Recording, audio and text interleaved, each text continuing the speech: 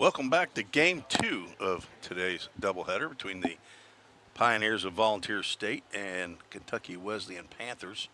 We are in Owensboro, Kentucky for the final game of the fall season for Vol State. Game number 29, game number 17 against outside competition. This game has the Pioneers with an 8-6-2 record in the fall. Lost 7-2 to the Panthers in game 1 of the doubleheader. Trying to salvage a split here. Let's get to the Toyota of Gallatin starting lineups. First for the visiting Pioneers. Leading off playing center field is Luke Lawson, batting second. Tucker Lorenz, he'll play shortstop. Elijah Harris will play second and bat third. Cam Hodges in the cleanup spot will play right field. A.J. Armstrong bats third, plays third base, or bats fifth and plays third base. He's in the 5 slot on the defensive chart. That's a third base, but he also hits in the number 5 slot in the batting order. Brody Prairie, one of the DHs, hitting 6. Cole Ulrich, another EH, extra hitter, batting 7th. Abe Goolsby over at first base, hitting 8th. Jaden Perez out in left field. He'll play or bat 9th. And J.C. Menendez behind the plate, batting 10th. And on the mound for the Pioneers, redshirt sophomore, Parker White, 6'1", 195-pound left-hander from Knoxville, Tennessee. Knoxville West High School general studies major. The son of Paul White in Huntsville, Alabama, and Kerry Myers in Knoxville. Brother to Eli, Tanner, and Ellie, and grandson of Owa in Tazewell, Tennessee. Was the 2023 second-team all-conference starting pitcher. Had 13 appearances, 12 of those were starts. The team lead and wins with a 5-4 record. 51 innings pitched, was third on the club that year. A 4.06 ERA, 6th best in the conference among qualifying pitchers. And had to take a medical red shirt last year. But in 9 games thus far this fall, 14 innings of work, 12 hits given up, 8 runs, 6 of those earned. Walked 3, struck out 12, has a 3.86 ERA. For the Panthers, they have a lot of guys batting in their lineup. They're going to hit 10 slots, but it looks like 11, 12, 13, 14 batters will come to the plate. So we'll tell you about them as they come. In the field, they will also mix and match a bit as well. So Isaac Rose is out on the mound for the start in game 2. Rose is a left-hander from Bremen, Kentucky.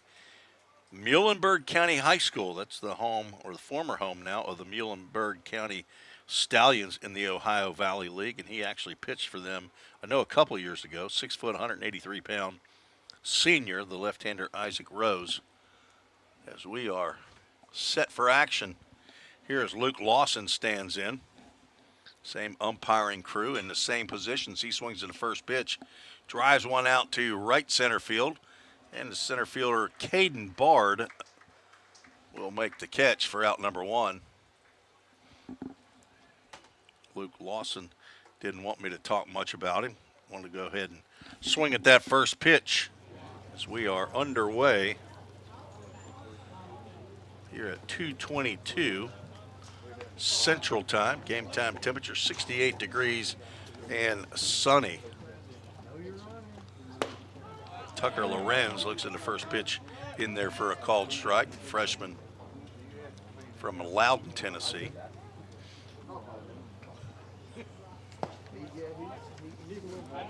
Count evens, 1 ball, 1 strike. Tucker hitting .250, has 11 hits, 3 of those are doubles, 3 RBIs. Has walked 8 times. This time he's going to get hit by a pitch. His second time to be plunked this year. Got in on the hands. Thankfully, it just grazed the fingers, seems like.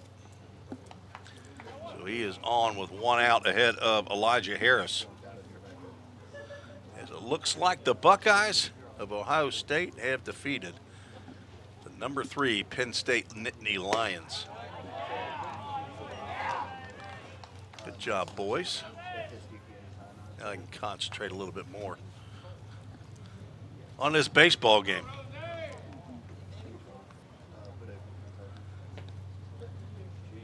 Throw over to first. Lorenz back. Tucker has not stolen a base this fall. Ball State with 56 steals in 69 attempts, have been caught 13 times. Those are in inter-squad games and games against outside competition. Harris comes in hitting .316 overall, .357 against outside competition. Last year we beat them 3 times. Yeah, They were not. Yeah. Freshman out of Cynthiana, Kentucky. Yeah, that's right. Pops that one up in the shallow center field. That goes shortstop Moffitt, who makes the catch. That's 2 outs.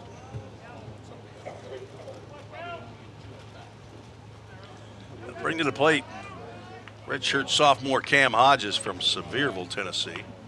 He's a Sevier County Smoky Bear, third-year player for Vol State, having a very, very successful fall at the plate.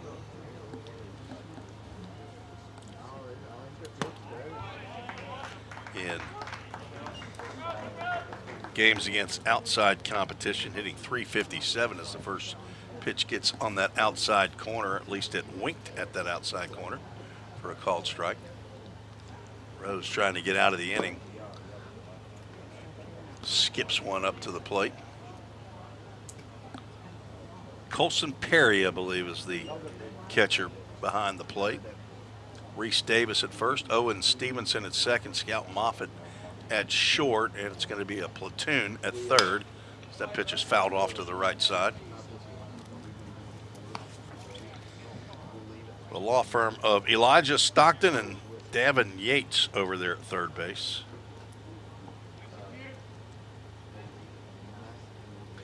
A couple different left fielders, Dylan Toller and Blaze Wall. Fastball misses out. 2 balls, 2 strikes, 2 outs here in the top of the first inning of game number 2.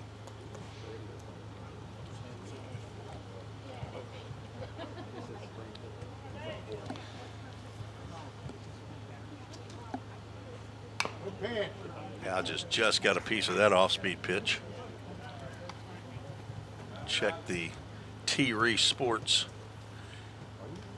email address here. Linda Isaacs down in Lake Fort, down in Texas, checked in. Swing and a miss.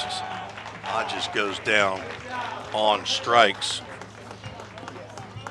No runs, no hits, no errors. 1 runner left on base. He was plunked by a pitch, Tucker Lorenz.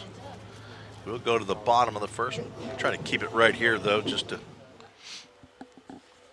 tell you about our pitcher, Parker White. Be pitching to J.C. Menendez. Not a hard-throwing left-hander, but he just seems to get outs. Last year had 14 appearances, or 14 innings of work, but did not pitch past the halfway mark. Those 14 and 2/3 innings of work were in 5 outings. 3 of those were starts. Just didn't feel right for him, and probably was pitching through some pain. Ended up stopping and almost pitched in the last series of the year, but ended up not pitching, and that allowed him to be able to come back to Vol State as a medical redshirt, and apparently is pitching pain-free now. And as I said, he has really had a good fall think he had one or two outings that were not what he had hoped, but his last couple of outings have been very good. And good outing for against Johnson University last weekend. He will face Braxton French, Scout Moffitt, and Colson Perry, first three in the batting order for the Panthers of Kentucky Wesleyan. Of course, three former Pioneers are our alumni spotlight today. Jace Mizell is not able to play, but Braden Vineyard and Logan Molnar both played in game one of the doubleheader. They are our Allie Cassidy Brick and Stone alumni spotlights. All day today as the first pitch by White misses outside to Braxton French.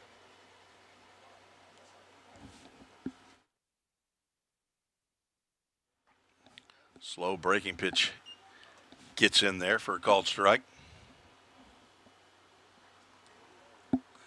French hit .302 a year ago and 48 games played, all starts for the Panthers. 48 hits, including 8 doubles, 4 triples, and a home run, 22 RBIs in the spring. Swings and misses there. Count goes 2 balls and 2 strikes. Linda Isaacson swung and fouled off. How about Linda Isaacs? Her email, nice kind comments. Sure appreciate her comments and her listening in. She was a great supporter last spring. Cracked out to right center field. That's going to get down, and it's going to be picked up on 2 hops as Braxton French found a sniper right around first base. He went down hard, and he's going to have to settle with a single into the gap. I'm sure he was going to try to go to second. Luke Lawson over to cut it off quickly, but French, I assume, runs well since he's in that leadoff spot. He got a little bit over his skis there. And a leadoff single brings up Scout Moffitt, the shortstop. Called strike.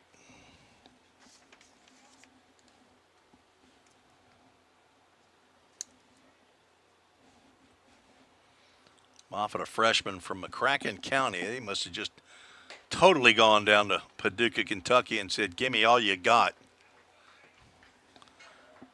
1, 2.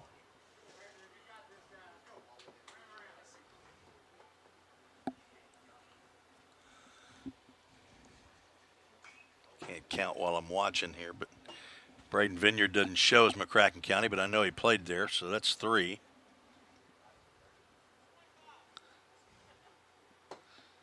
4, 5. That's a handful at least, probably more from Paducah's McCracken County High School that are on this roster. Throw over to first base. French back standing. Again, I want to thank the coaching staff here. Head coach Todd Lil Pop, Andrew Kirkland for their hospitality, allowing me to stand in the press box. No throw on the stolen bases. That pitch misses inside. Count goes 2 balls and 2 strikes. French had an excellent jump. Now he's leading off at second base. Nobody out. 2-2 count on my scoreboard. Fouled off to the right side. Out of play by Moffitt. First I thought that was a typo on the sheet, or maybe I wasn't reading it right, but that's how it is spelled on here. Scout Moffitt, M-O-F-F-A-T. They don't have the height and weight for the freshman on here. Chokes up a bit on that orange bat and fouls another one off, wearing the number 1.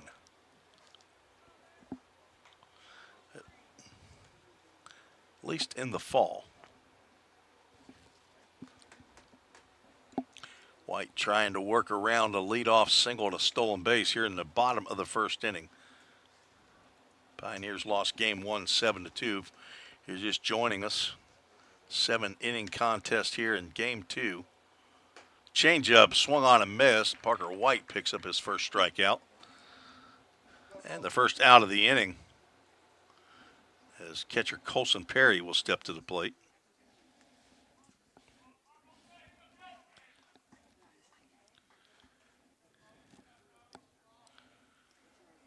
Perry from Lexington, Kentucky, transfer from John A. Logan College. The Vols up just outside of Marion, Illinois. Takes ball 1.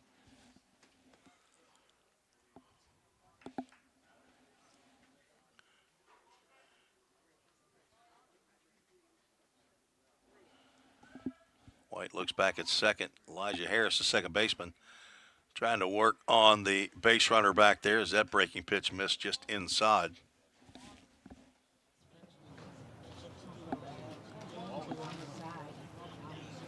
Beautiful sunny day here in Owensboro, Kentucky.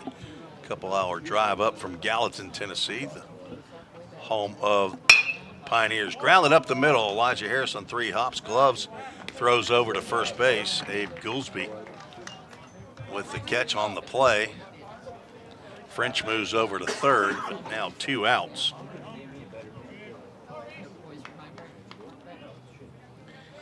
And Reese Davis, not the ESPN broadcaster, stepping to the plate, the cleanup hitter, playing first base. He spells his first name correctly. He had nothing to do with it, just like I didn't. But my grandson's name is Reese, spelled R-E-E-C-E. Lives down in Caledonia, Mississippi, just north of Columbus. The first grandson in the family. I have 2 older granddaughters. They live down in South Carolina. Got them spread out all over. A nice fastball there on the outside corner. Nibbling, as Parker White will do from time to time. Trying not to catch barrels, trying to catch corners. 1 ball, 2 strike. Count to Reese Davis. Elijah Stockton on deck. Got Davis to reach. He fouled that one off. Let's go, Beef.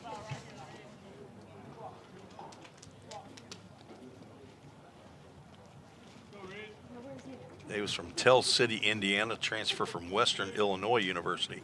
6'3", 235-pound senior. The 1-2 stays inside.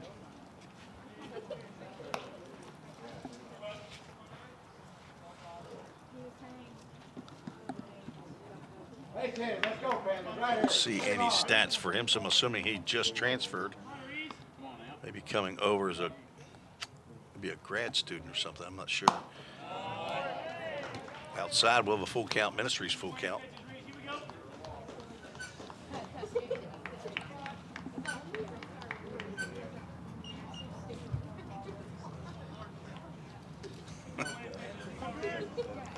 Runner at third.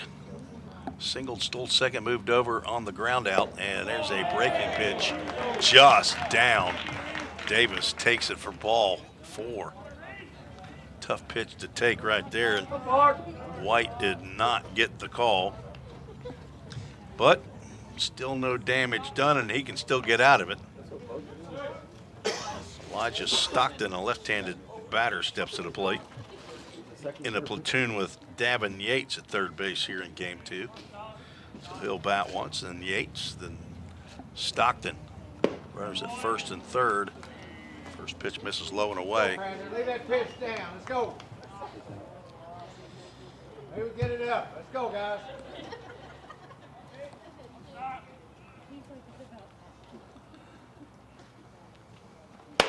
Stockton is a Middle Tennessee boy as he pulls his face away from that inside fastball.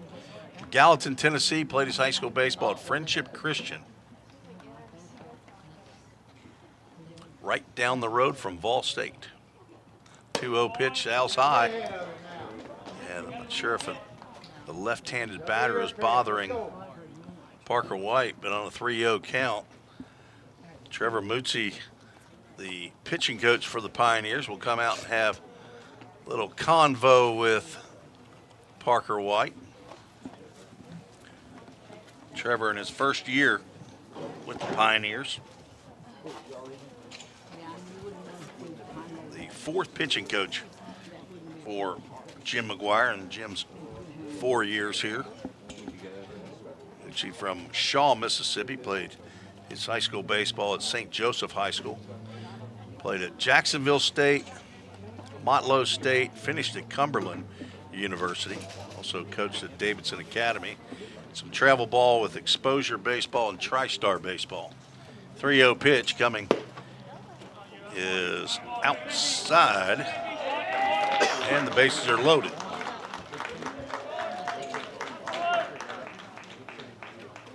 That'll bring Dylan Toller, another left-handed batter, to the plate. 2 outs. White trying to wiggle off the hook.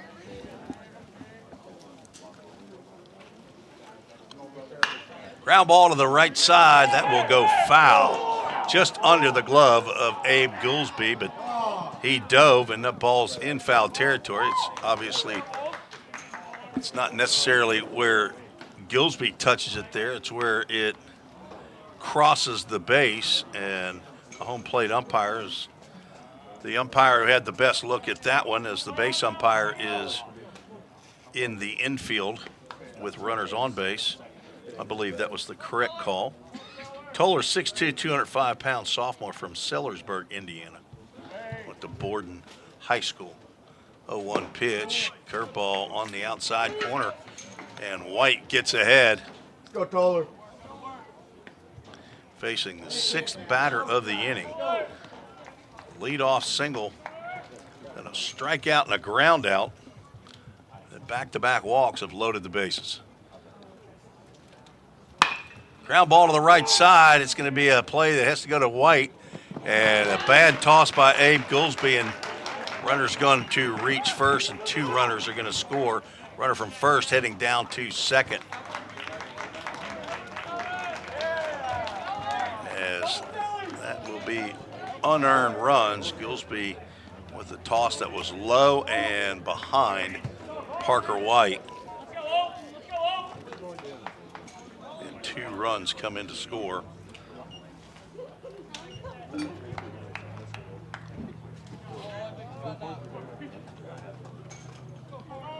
That'll bring Owen Stevenson to the plate. Pops one up and out of play. So French comes in to score from third. Reese Davis comes in to score from second.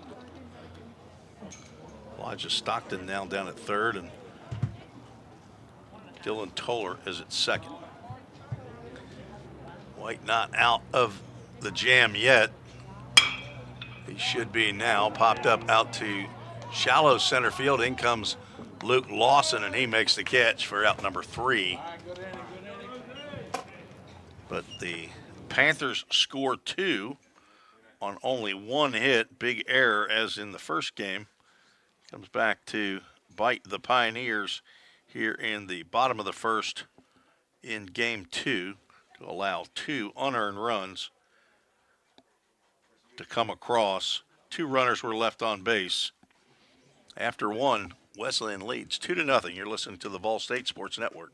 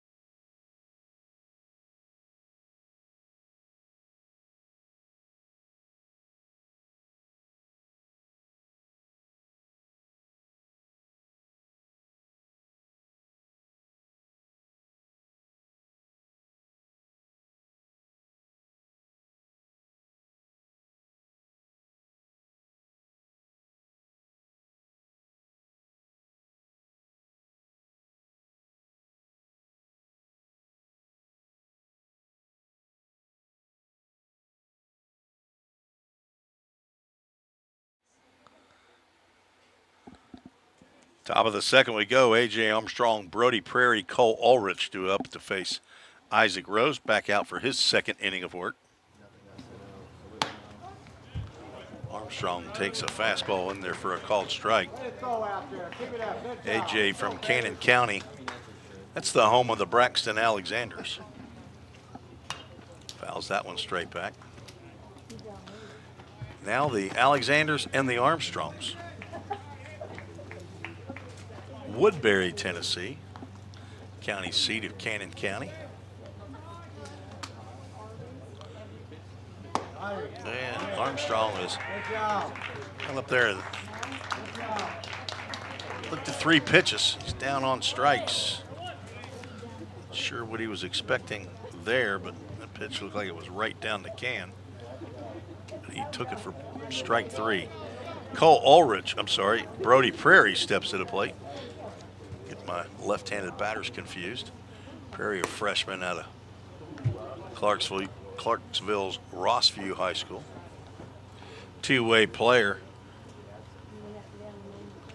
Hitting .214 in the fall. Takes a healthy cut there, comes up empty.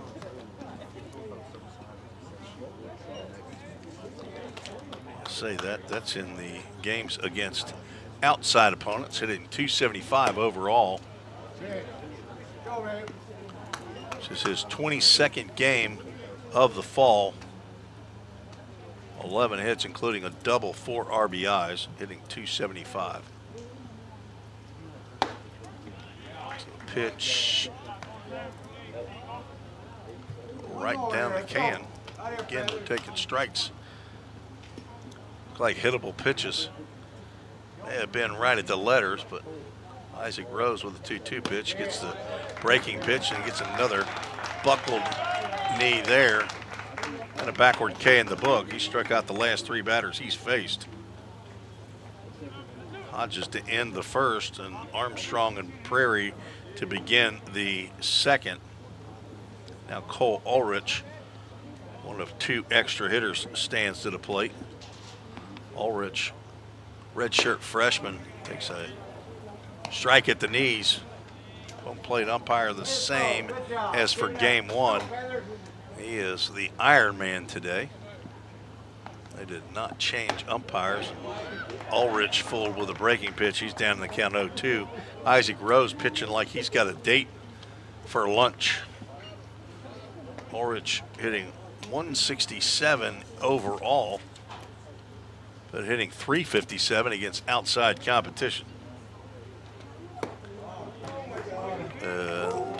Started to go there, and half the infield started to come off the field, but home plate umpire says no, he did not go.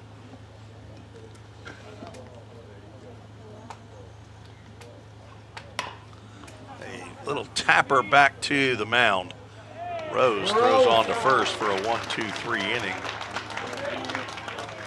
Not sure if he's going to go another inning or not, but if not, pretty good outing for Isaac Rose. 7 batters.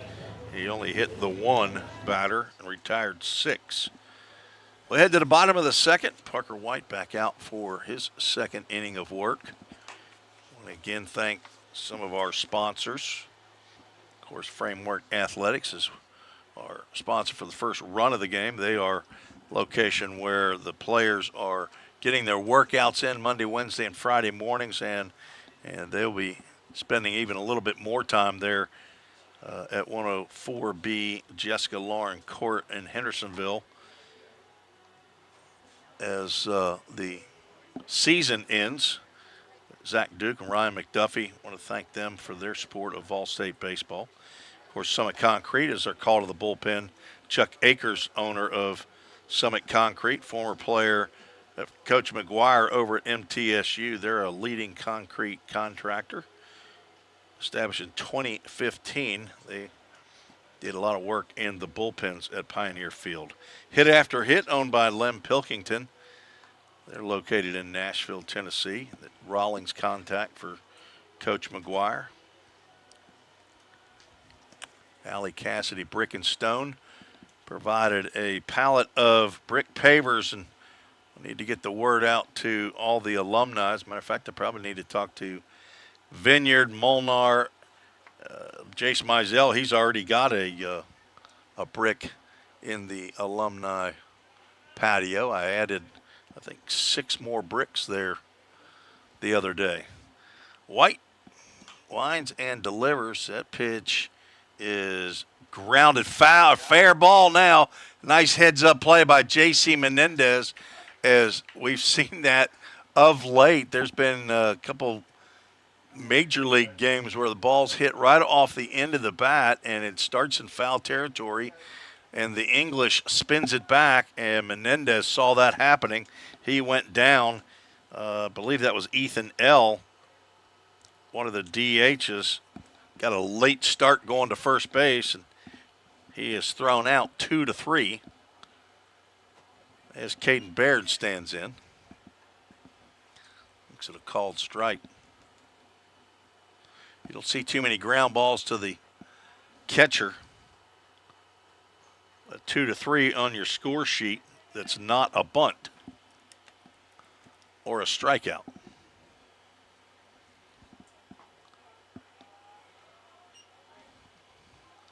I believe it is a ball and 2 strikes now. Is that what? You got a ball and 2 strikes? I thought it was just 2 strikes. Okay. I don't know.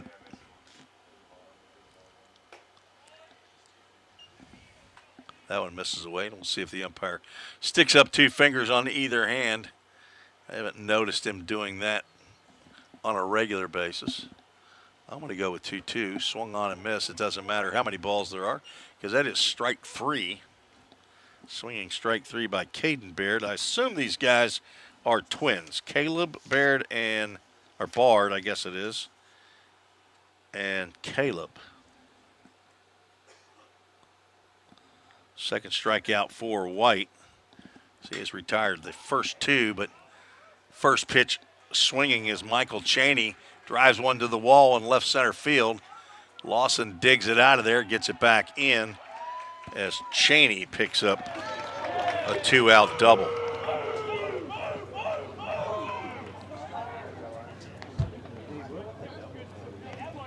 Second hit of the ball game for the Panthers brings up the top of the lineup, Braxton French.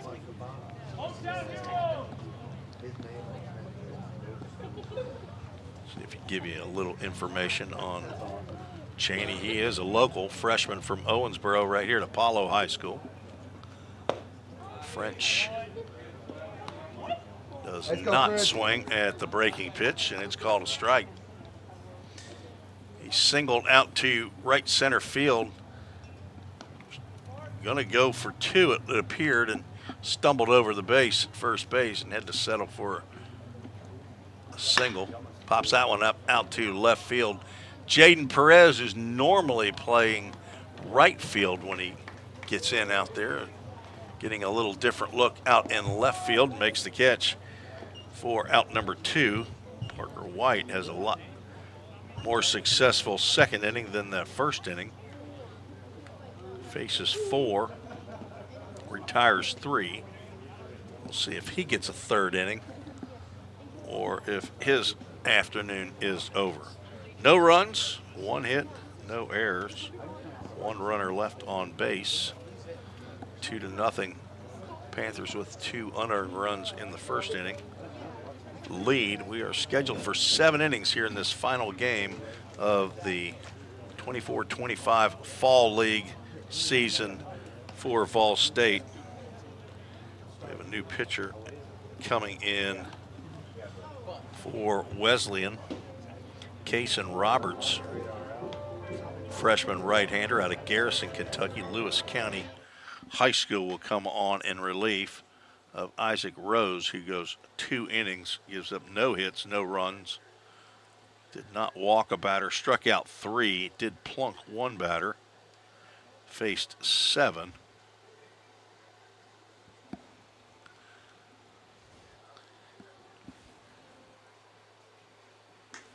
So number 39 gives away to number 29 in the purple jerseys. Of course, we played Trevecca this year. I'm not sure how that works out. Two teams, purple is their primary color. But I don't even know if they're on each other's schedule this year, as Cervecca did change conferences. They went from being the southernmost team in the GMAC to the northernmost team in the GSC, the Gulf South Conference. But they're still purple. Abe Goolsby, Jaden Perez, J.C. Menendez be the first three that Cason Roberts faces here in the third inning. Ball State has not had a lead today. Fell behind 4-0 in game one, then scored it on a solo home run by Lex Falsoni in the fifth. Scored another run in the sixth on an RBI single by Easton Denning. Lost 7-1.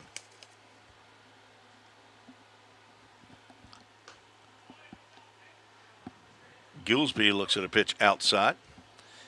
Gallatin High School freshman corner infielder. A check swing, ground ball to first base. Reese Davis will glove, and Cason Roberts will have to get out of the way as Davis steps on first for the first out.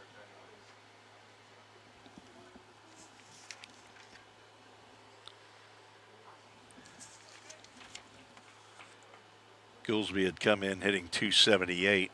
This is his 21st game. Jaden Perez, 20th game of the fall season, hitting .265. 9 hits, including a double and 6 RBIs. Looks at ball one, down low. One of, I believe it's 4 Floridians on the Ball State roster. J.C. Menendez, Jaden Perez, Reese Machinsky, and Alec Tromke. As the count goes 2 balls and no strikes to the left-handed hitting outfielder Jaden Perez.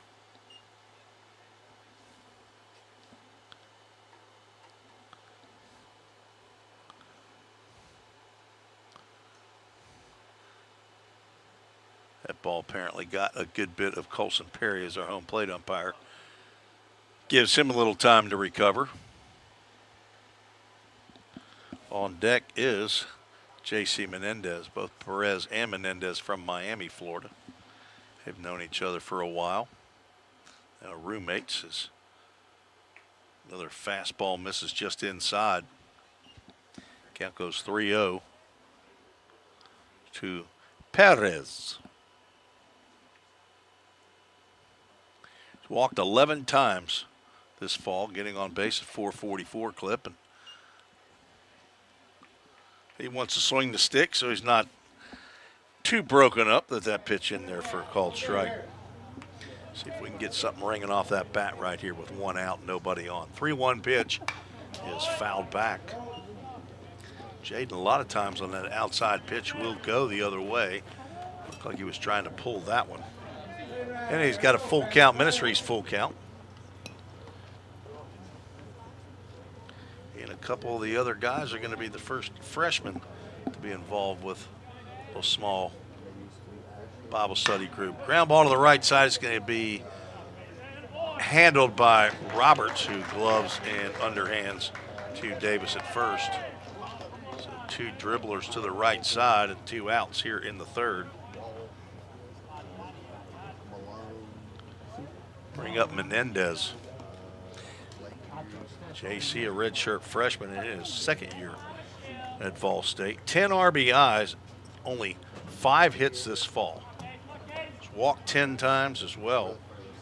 So the batting average not looking so good, but production-wise, 10 RBIs and 5 hits is pretty good. A double, a triple, a home run, getting on base at a .341 clip. All the same, he'd like to have 2 or 3 knocks in this game to finish up the fall.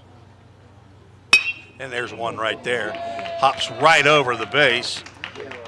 He will take a 2-out single. And there is the first hit of the ball game for the Pioneers. Brings up the top of the order, Luke Lawson. Swung the first pitch he saw and flew out to center field in the first. Lawson, a redshirt freshman as well. On base average 520, batting .333. Leads the team in stolen bases, but just can't steal first. You got to get on. He squares the bunt, breaking pitch. Loops in there or parachutes in there for a called strike. Got a dozen hits, a double and 1 RBI. Second on the squad with runs scored at 16. He got a late start in the fall. He was battling, recovering from mono as he swings and misses. Now down in the count 0-2. Or the fastest player on the team. He started to, Kason Roberts started to wind up there, realized what was going on, stepped off the mound, and now is going in the stretch. Sometimes you can just vapor lock out there on the mound. There's a base hit into right field. Luke Lawson pokes one between first and second. There's back-to-back hits brought to you by Hit After Hit. Lem Pilkington, Rawlings contact for the Pioneers. Lawson now 1 for 2. Tucker Lorenz will step in. He was hit on the hands in the first inning. Lorenz also having a little bit of a tough time at the plate. He's hitting .250, but 11 hits, 3 doubles. Lets the first pitch go, and it's in there on the inside corner for a called strike. Hitting .208 against outside competition. This is his 11th game against non-teammates. 5 hits and a double as that pitch sails outside.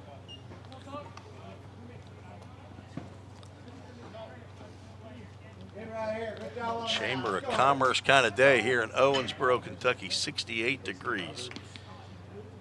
That's what it was at game time. I want to thank Accurate Mortgage. It's Gage Hoover's dad, Mike Hoover, for their sponsorship. Ground ball to the left side, shortstop. Moffitt not going to be able to make the play at second. He thought he was going to go the short route, but I'm telling you, Luke Lawson picks him up and lays him down. He got to second base before Moffitt could make the play. That's going to be an infield single for Tucker Lorenz, and that's back-to-back-to-back hits.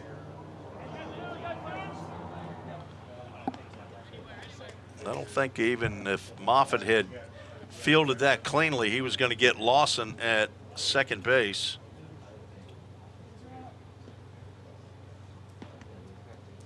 And the bases are loaded. Elijah Harris steps in.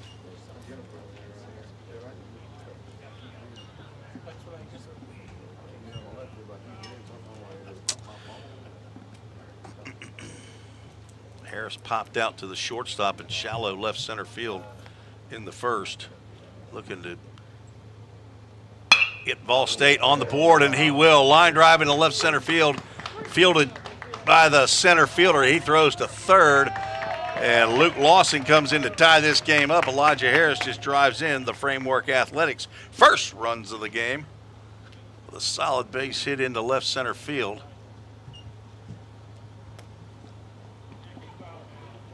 Harris hitting the ball solidly for a young man who is short in stature, put together well. And when he takes a cut, he does not get cheated. Back-to-back-to-back-to-back hits. Brings up Cam Hodges. Let's see, breaking pitch go, sails a little bit outside. Hodges struck out swinging to end the first. He is looking to keep the hit parade going here in the third. Roberts looks back at second and delivers. Pitch low, Runner at second base, Lorenz, was halfway to third and ended up going back. Lorenz down at second, Elijah Harris, so there's speed on the bases. If Hodges can get one in the gap or down the line, and he has power to right center field.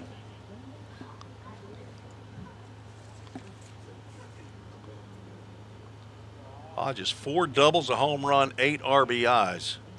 His 32 official at-bats. Swing and a miss at a ball that's 2 baseballs outside. The home plate umpire says that he got a piece of that. I don't know how he did.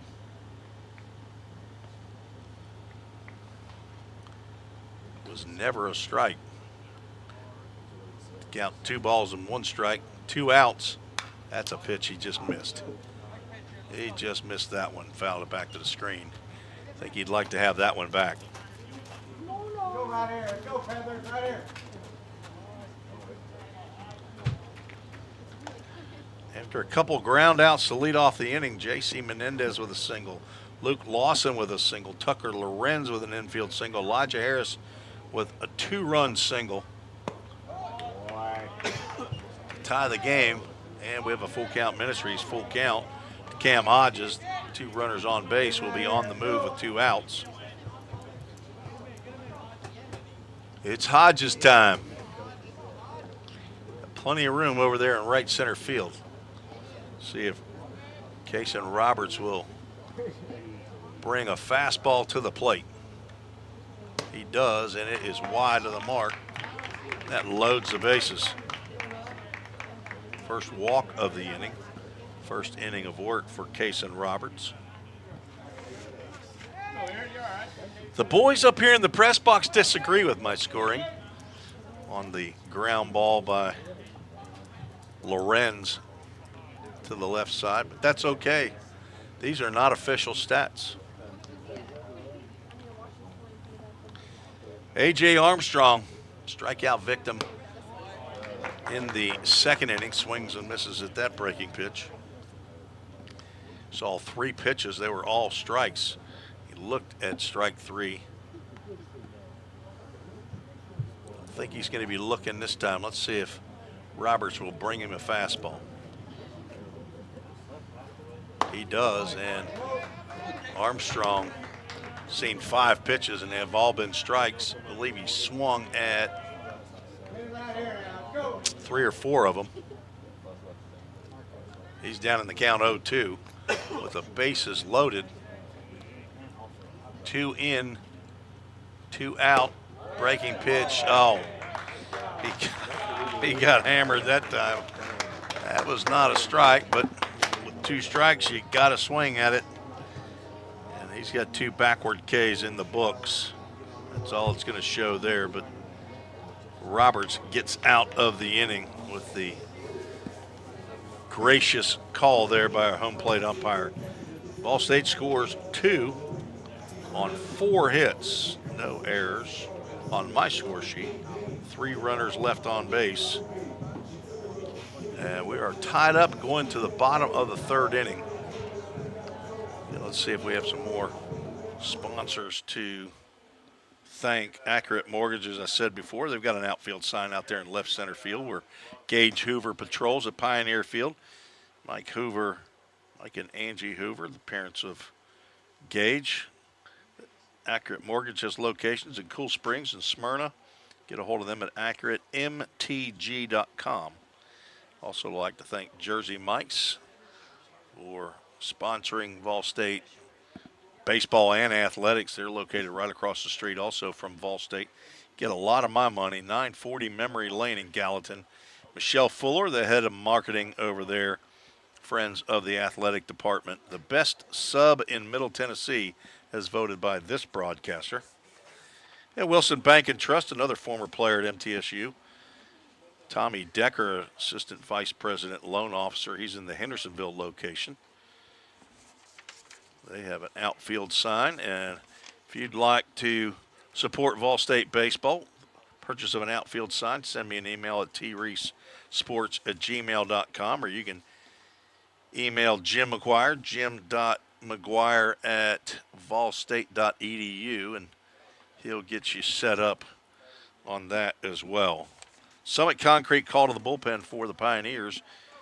Jack McLaury, 6'1", 165-pound right-hander, sophomore out of Las Casas, Tennessee. Played for his dad at Independence High School. First pitch he delivers to Scout Moffitt in there for a called strike. Sidearm delivery. Fastball comes back to the right-handed batter, but just a little bit too far inside. Moffitt struck out swinging in the first. McLaury, the son of Mike and Ashley McLaury, brother to Judd, grandson of Grandpa Mahoney and Grandma Deb in Iowa, and Mimi in Murfreesboro.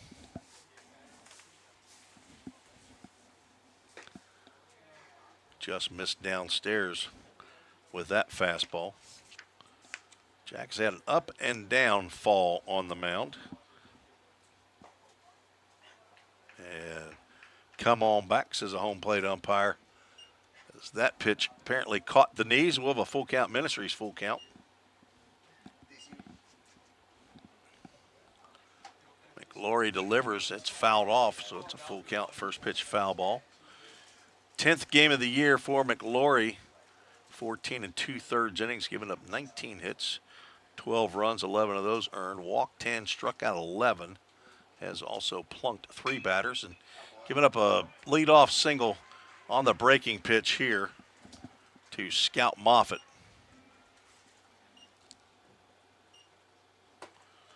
So a hit each inning for Kentucky Wesleyan. Brings up catcher Colson Perry.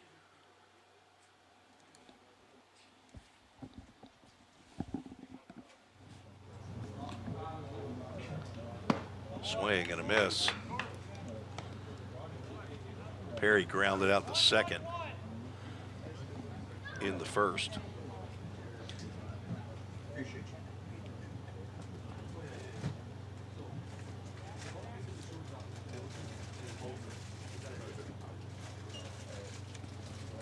Seven. McLaury throws over to first. 7 of Jack's 9 appearances have been against outside competition.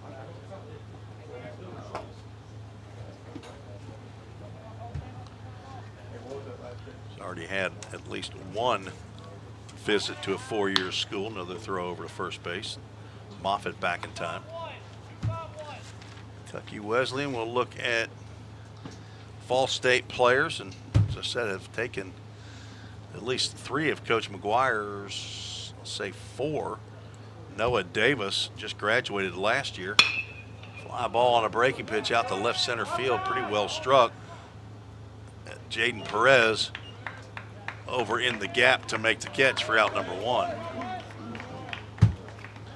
Noah Davis was on the roster for Vol State when Jim McGuire got to Gallatin, but Davis played, I believe, the first year for Jim McGuire, then came back home up here to Kentucky. He's from Hodgenville, Kentucky, and played here at Owensboro, and got to see him last year in his senior season. Had a really good year for the Panthers.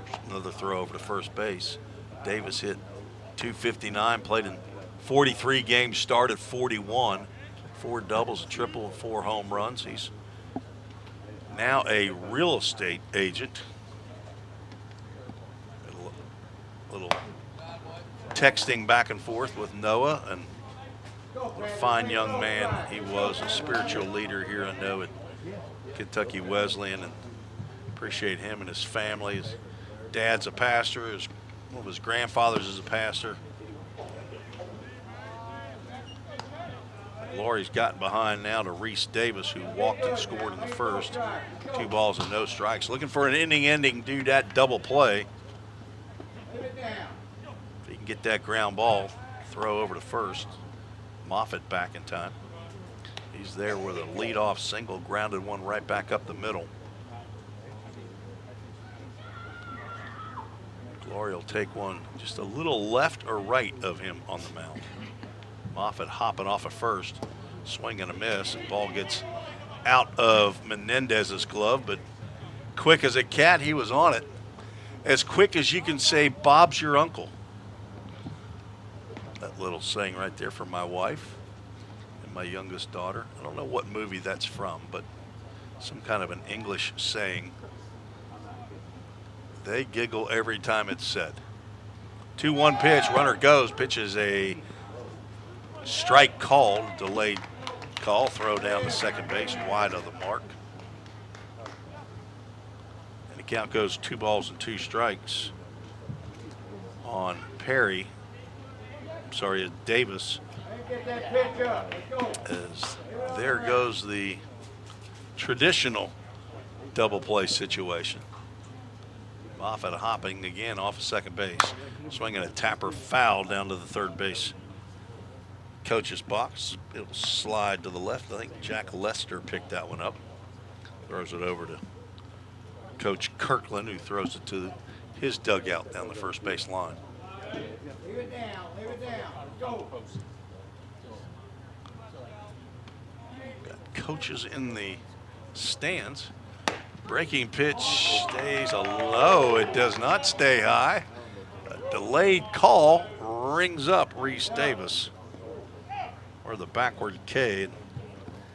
Nobody who's a Panther fan is happy with that call.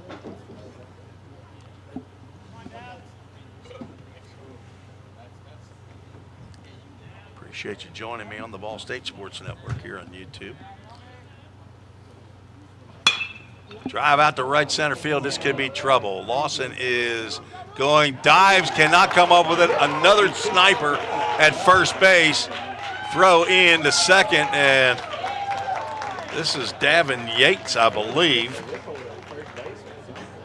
What is happening at first base? Is Abe Goolsby tripping these guys? Or is it soft over there? That is Davin Yates in his first at-bat of the ball game, gets a double and an RBI. Drives in Moffitt. So 2 hits in the inning. This should be Blaze Wall. Wild pitch moves the runner to third.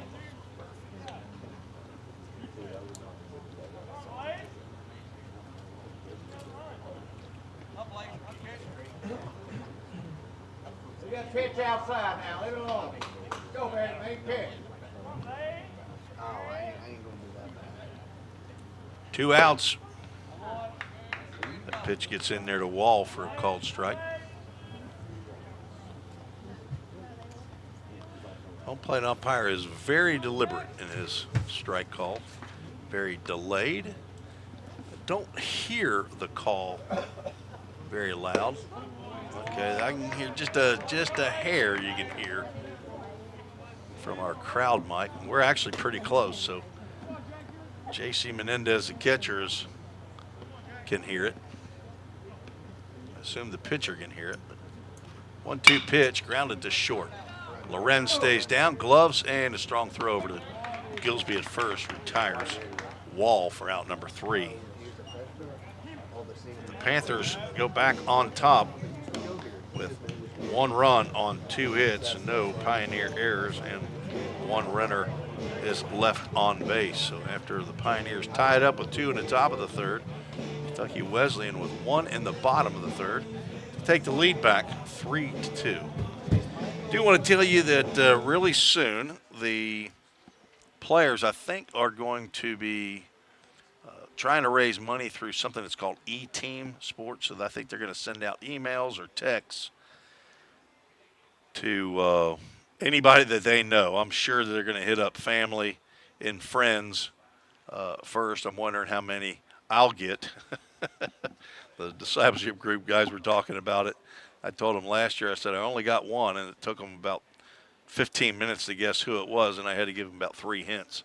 It's a player who did not stick around on the roster in the spring, so they had a little tough time guessing who it was. But they will be sending out emails and texts on a fundraiser, and if that's we would appreciate any support you can give, and if you're interested in supporting the broadcast, that's a way that you can do that. Is I don't know if there's a way necessarily that you say, hey, this is to support the broadcast and not that we're having any money that we're trying to raise here. Sometimes we need some extra stuff like maybe some internet modems or some other equipment, but the school will end up with that. But anyway, if you would like to support Vol State baseball in that regard, that is a great way to do it. Is just by answering that text or that email and donating online. It's I've done it actually for a player from Southwest Tennessee who played on the Full Count Rhythm team that I broadcast for in the summer. He actually stayed at my house for 2 months during the summer, and he sent my information in, and I said, well, I'll give $50 to Pedro Pulliam in honor of him staying with me. So anyway, that'll be a way that you can support Vol State baseball.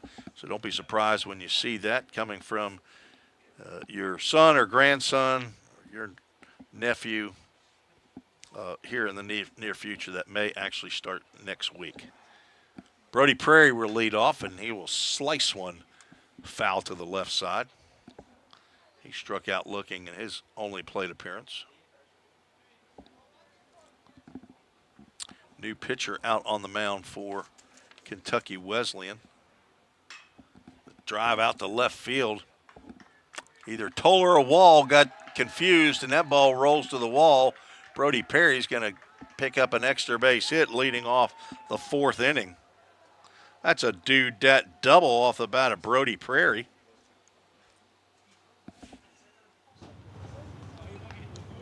I see that's number 17. It is Chase Harlan from Williamsburg, Kentucky. 5'11", 170-pound redshirt senior, the new pitcher. Brody Prairie rudely greeted Mr. Chase Harlan. Cole Ulrich stands in, grounded out to the pitcher, swings and misses. 5 hits now for Vol State. But only 4 on the scoreboard because they counted Tucker Lorenz's as an error. They had a bunch of thumbs up on errors. They're a bunch of pitchers probably. Fouled straight back. Pitchers like errors and hitters like hits.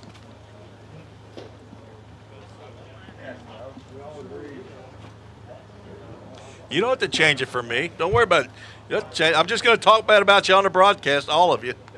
Don't worry about it. Ground ball to the right side. Cole Ulrich gets the job done. Grounds out a productive out. Moves the runner over to third. Doesn't look good on the batting average, but it is almost like a sacrifice bunt as Abe Goolsby will stand in with a runner at third and 1 out. He grounded out to the first baseman, leading off the third. This is going to get it done. Fly ball out to right field. It should. Braxton French, he's coming in, makes the catch. The runner is coming to the plate. The tag is applied on his back. Brody Prairie thought he got under the tag, but I thought it actually did get him in the back. Throw was just a little bit up the line. Prairie was just a little late. We'll see. I don't even know if we can see it on the replay as to whether or not he actually tugged him, but it doesn't really matter. That's going to be a double play off the bat of Abe Goolsby. Not quite deep enough. Braxton French came up and threw out Prairie at the plate for out number 3. No runs, 1 hit, no errors, and nobody left on base. Kentucky Wesleyan preserves the lead. We'll take a break on the Vol State Sports Network.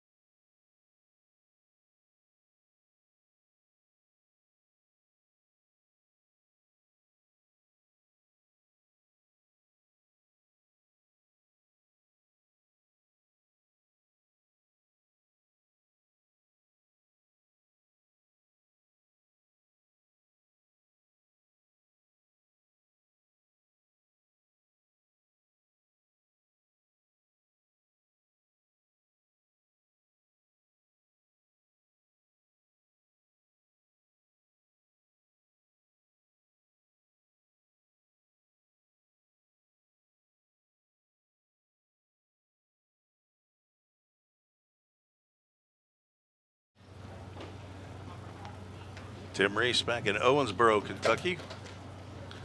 The Kentucky Wesleyan Panthers hosting the Vol State Pioneers. Move to the bottom of the fourth inning. 7, 8, and 9 as Stevenson squares around the bunt, takes a strike.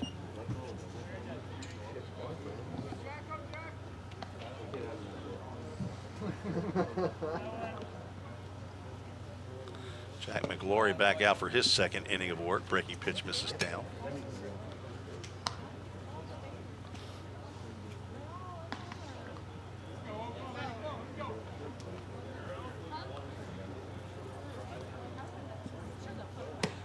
Slow breaking pitch not offered at, says first base umpire. Count goes 2 balls and a strike.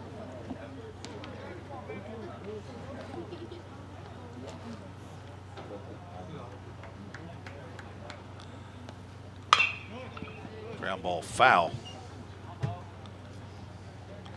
Get over to the Pioneer dugout. Lucas Wilburn, first year volunteer assistant coach, hitting coach and outfield coach. Picks that one up. Count goes 2-2, and that now goes 2-3. Also known as a backwards K in the book. Second strikeout looking for Jack McGlory. And a first out here in the fourth. Owen Stevenson now 0 for 2. That'll bring up Bryant Bird, I believe. Yeah, the exact same pitch starting off Bryant Bird, who is platooning at the DH spot with Ethan L. Gets his first at bat. Pops one up out to left center field. In comes Jaden Perez. He's been busy in left field. Makes the one-handed grab for out number 2. 2 out quickly here in the bottom of the fourth. Go, Caden. McGlory gave up 1 run on 2 hits in his first inning of work. Looking to get a 1-2-3 inning as Caden Bard steps to the plate. Another breaking pitch that stays inside. Bard struck out swinging in the second. Now looking at a 2-ball, no strike count. Freshman from Evansville, Indiana, Harrison High School. So Caden, K-A-I-D-E-N. There's a strike on the outside corner.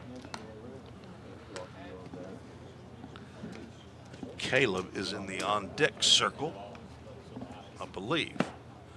Another breaking pitch missed either in or down. They're both freshmen. They're both from Evansville. They're both from Harrison County. As Caden Bard gets drilled right in the back, and the assassin is out again, Jack McGlory. Max Castle had a couple hit batters in game 1. Let's see if that gave him 5, and now McGlory picks up his 4th hit batter of the season.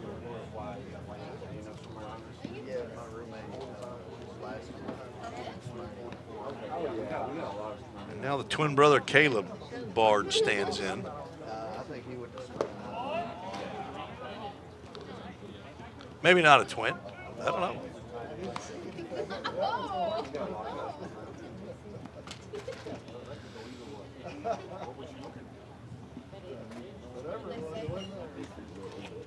Michael Cheney batted in this spot and doubled, throw over to first. Caden Bard back in time. He doubled but was stranded at second base. Michael Cheney was. Strike called.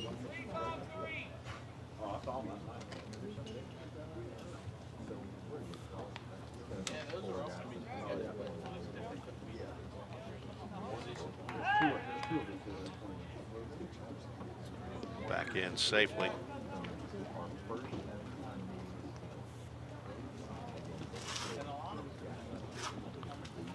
Glory, a couple looks, runner goes. Pitch is a strike.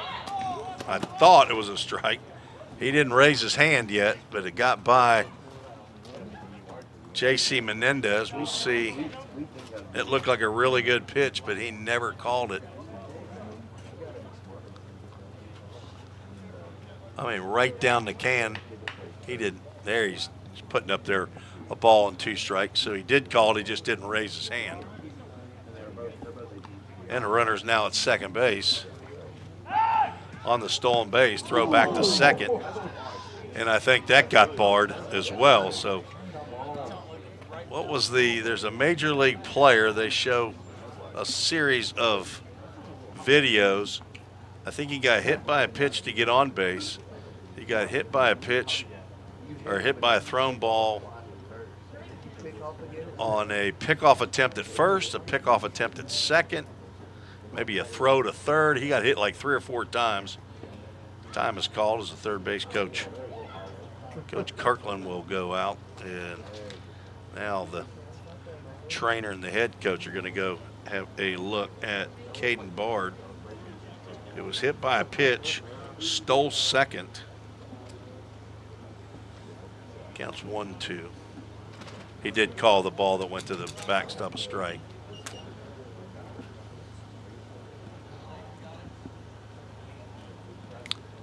They're going to take him out of the ball game.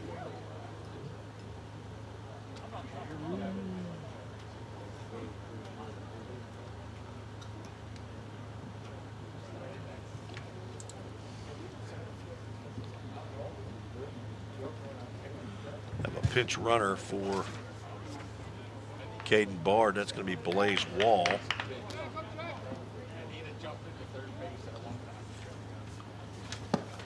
Swing and a miss by Caleb Bard, and that will end the inning. No runs, no hits other than the hit batter.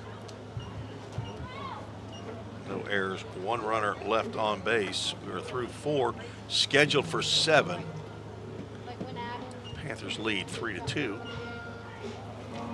You are listening and watching on YouTube, the Ball State Sports Network.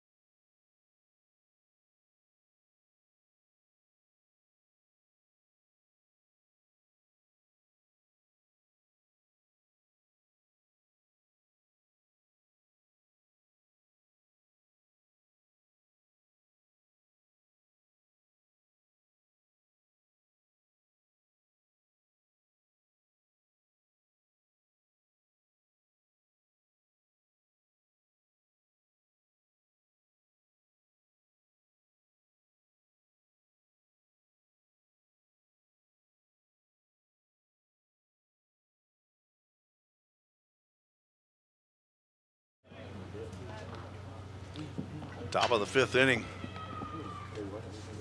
Jaden Perez leading off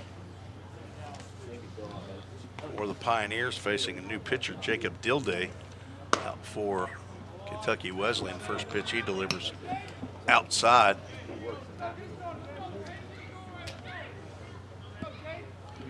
Perez grounded out to the pitcher in his first plate appearance, looking at 2-ball, no strike count. Dilday, a junior from Wren Lake College, transferred. Hometown Hopkinsville, Kentucky. The home of the Hoptown Hoppers in the Ohio Valley League, as that ball's fouled off to the left side.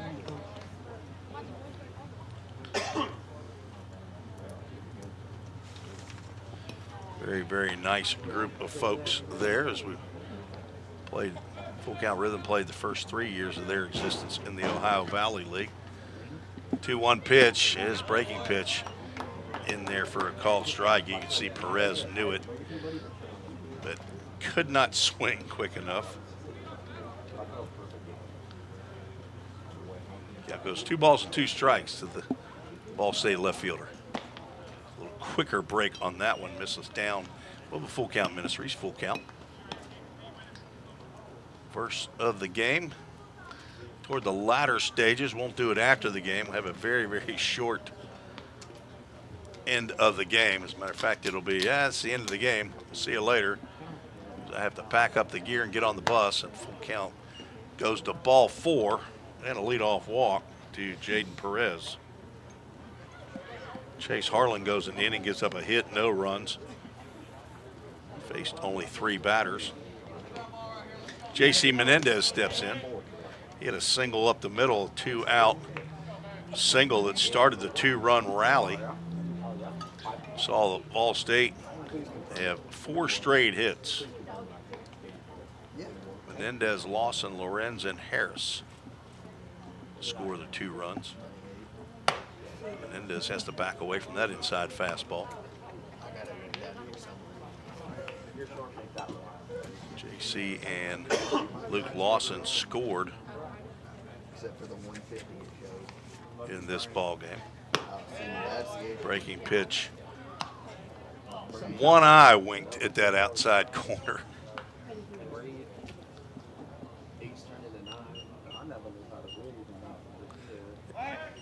Throw over to first. Perez back in time.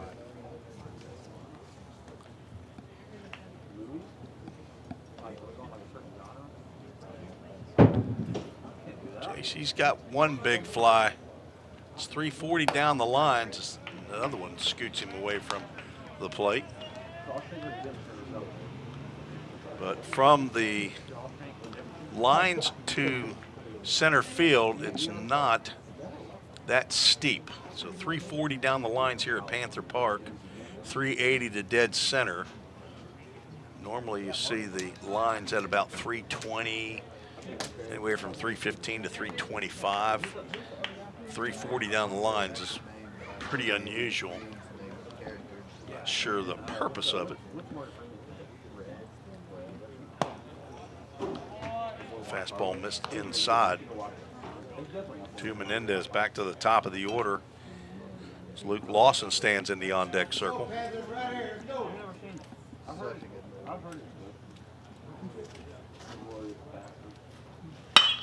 There's a drive out to left field. It's going to send Toller or Wall back, and he's not going to get it.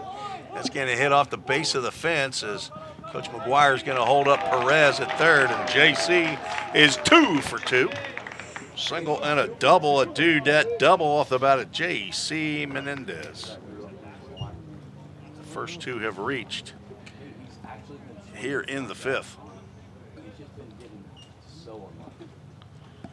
Good to see J.C. Menendez, and actually I don't think he got all of that one. I think that one kind of hit a little bit down in the barrel. Again, Dylan Toller and Blaze Wall are platooning out in left field. I can't look at them and tell them apart. So it's one of those 2 guys. There's a ground ball to short. They're going to not score the run as Lawson is going to be thrown out by a step by Moffitt. Swinging at the first pitch again. He's the first out here in the 5th inning. That's a tough call right there, especially with no outs and you're at the top of your lineup. Coach McGuire down there talking to Jaden Perez right now. I think he thinks that they were playing back, so obviously conceding the run, but Perez did not come. There's a ground ball to the right side. Perez is going to come this time, and the throw is going to come to the plate. The tag is applied, but Perez gets underneath it. So says the home plate umpire. So an RBI for Lorenz on the fielder's choice. Reese Davis tried to come to the plate, which was the right play. Menendez moves over to third base. This game is tied. Runners are at the corners. Brought to you by Line to Line, thanks to Stephen Dotson and his crew for providing netting and padding in front of the dugouts and surrounding the bullpens. Stephen Dotson, along with Line to Line, and Bill Marbett over at Game Time Sports Fields, supporters of Vol State baseball.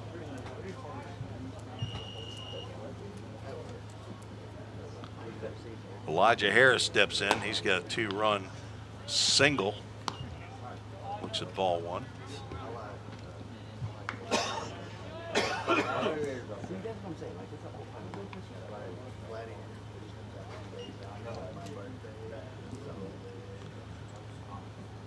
Bobs that one up. Not sure if it's going to be playable or not. Coming over to the fence is Perry, the catcher, and he sees that one fall out of play.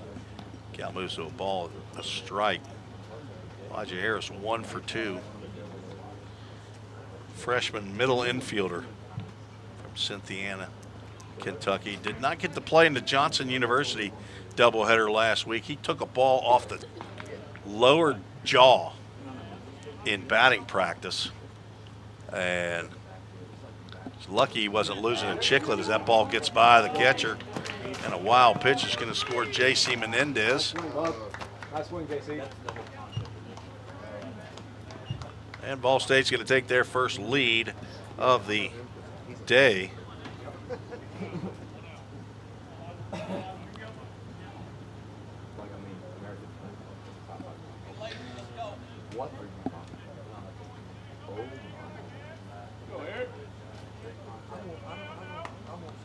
Count goes 2 balls and a strike to Elijah Harris. On deck, Cam Hodges. Couple looks back at second, and the pitch is drilled out to left center field. Harris got another base hit. They're going to send the runner rounding third. The throw to the plate is up the first base line. Harris in at second base. They will call him safe. Elijah Harris with 3 RBIs on the afternoon. Picks up another hit in the same spot. He's 2 for 3. Lorenz, if the throw would have been on line, it would have been a close play at the plate. But a good call by catcher Colson Perry to come up and cut that one off. But Harris ends up moving up to second on the throw. And that'll bring up Cam Hodges with 1 out. Runner at second looks at a breaking pitch. Catches the outside corner for a called strike. All-State now leads 5-3 here in the 5th. Jacob Dilday, a walk, a couple hits, and a fielder's choice did not get an out on as misses with that breaking pitch. Could have got the out of Tucker Lorenz at first, but that would have been conceding the run. They ended up giving up the run anyway, but did have a close play at the plate. Hodges looks at another ball outside. Cam struck out in the first, walked in the third, looking to pick up a base hit, driving Elijah Harris with the 4th run of the inning. Have 3 in the 5th so far. The pitch swung on and missed. It's a high fastball. Tough to catch up with right there. And Hodges a little bit antsy. He wants to swing the bat. He wants to drive in the run. He's got to let the game come to him. 2-2 pitch. Now might be looking at a breaking pitch. Going to have to drive to the right side. And it will be a little wrinkle, a little slider, and he swings and misses. It's out number 2.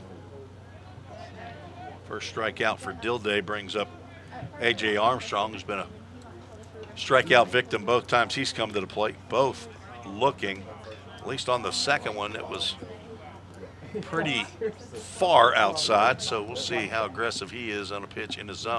And he will be grounded over the glove of the diving third baseman into left field, and that will get in another run. A.J. Armstrong with a single to drive in Harris. And the Pioneers lead 6-3.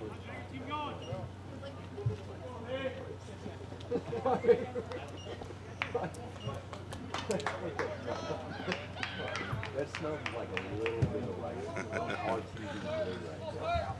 I hope that was a facetious question. Asking if that one was an error. Yeah, give the kid a diving play and give him an error. Brody Prairie swings and misses. He's 1 for 2, doubled to the left field wall in the fourth, leading off the fourth. Grounds one to the right side. Be a tough play. Has to turn and underhand.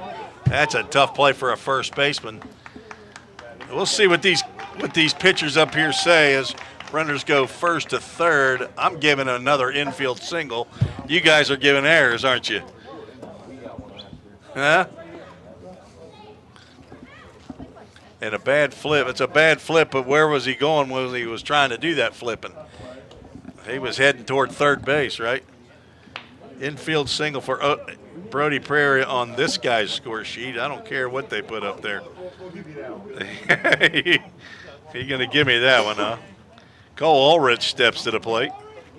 He's 0 for 2. Hadn't got the ball out of the infield. Now's a good time, Cole. Got it out of the infield. He got it out of play as he fouls that one off to the left side.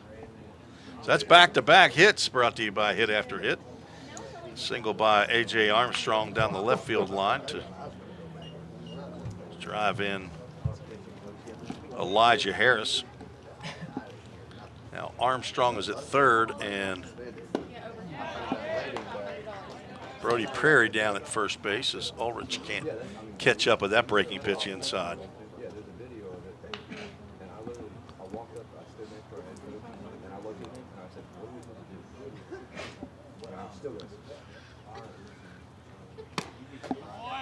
Delayed steal by Prairie, and he's going to get down to second without a throw as that pitch misses just inside. I will grant you there's probably an error on that toss because the runner did go from second to third. So there would be an error, a second error up on that board. On your board, it'd be the first error on my score sheet. Ball, 2 strikes, 2 outs, 2 on. There's a ground ball to the right side, gloved by Stevenson. He'll throw on to first base to retire Ulrich. A big inning for the Pioneers as they pick up 2, 3, 4 runs on my score sheet on 1, 2, 3, 4 hits, 1 error, and 2 runners left on base. We are headed to the bottom of the 5th inning. Vol State leads 6-3. You're listening to the Vol State Sports Network.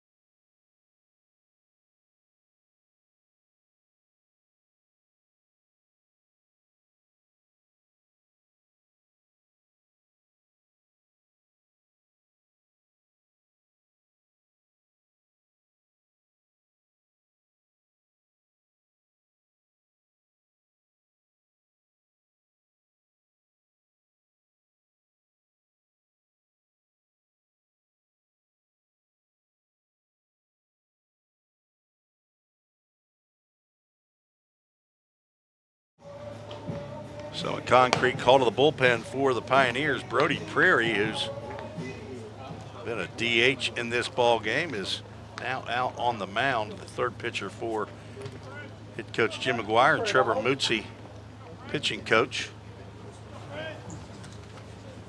Brody out of Rossview High School, 6'2", 195-pound freshman. Son of Troy and Shannon Prairie. He will deliver to the leadoff batter who gets jammed and muscles one out to left field for a leadoff single. Braxton French now 2 for 3.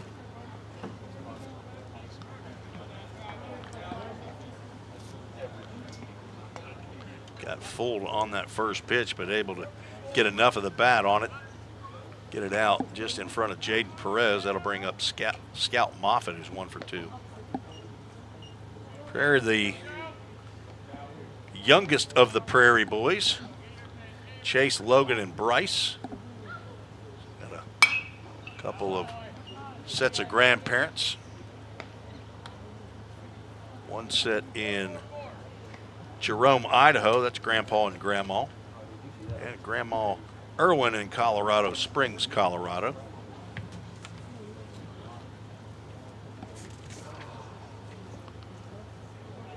Prairie throws over to first. Abe Goolsby holding on Braxton French, who's already stolen 1 base. Brody trying to keep him close.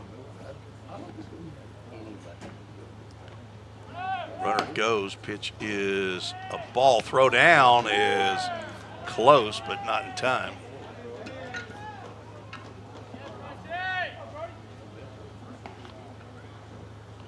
French picks up his second stolen base.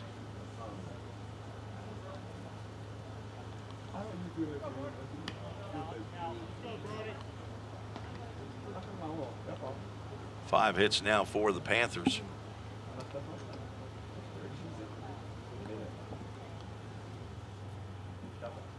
Prairie looks back at second and delivers.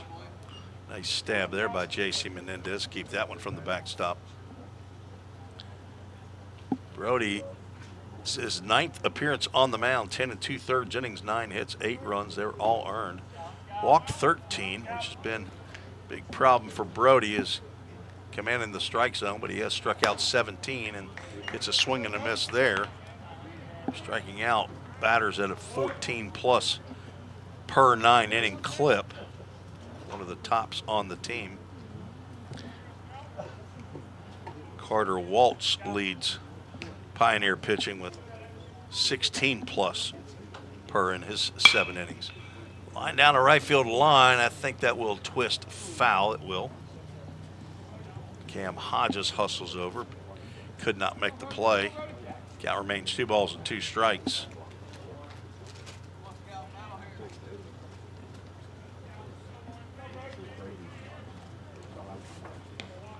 So Prairie's 2 for 3 at the plate.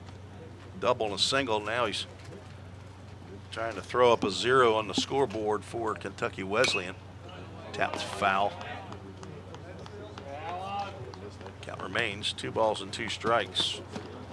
Jack McGlory ends up with 2 innings of work, 2 hits, 1 run. It was earned. Does not walk a batter. Strikes out 3, but does plunk 1. Faced 9 in the ball game.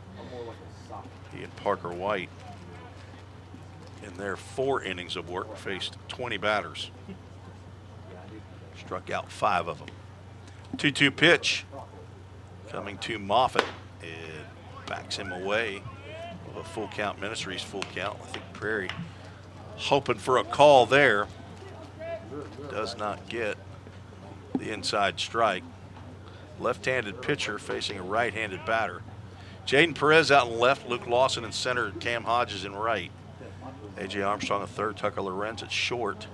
And foul tipped and in and out of the glove of J.C. Elijah Harris over at second, Abe Goolsby at first, and J.C. Menendez catching Brody Prairie. That's the defensive alignment here for game number 2. Ball State lost game 1, 7-2. Today's doubleheader against the Kentucky Wesleyan Panthers.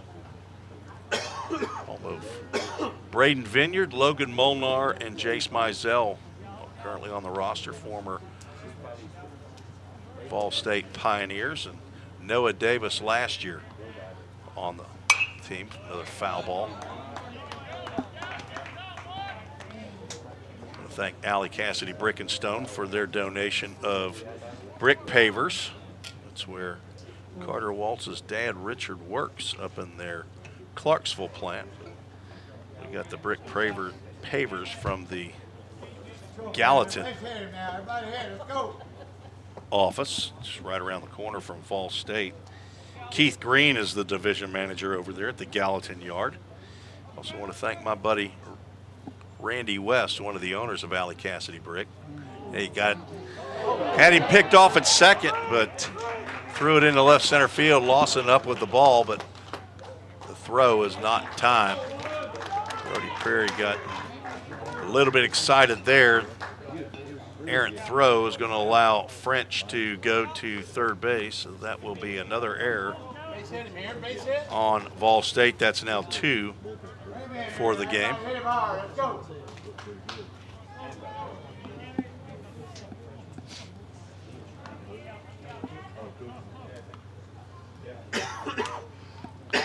Pitch is high, ball 4. Runners now at the corners.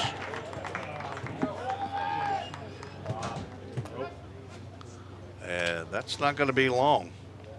Brody Prairie is going to face 2 batters. He's going to be lifted here. Well, the Summit Concrete call to the bullpen. See who's going to come out. We'll see if that's Chip Harris. We'll be right back, tell you about the new pitcher when we return on the Vol State Sports Network.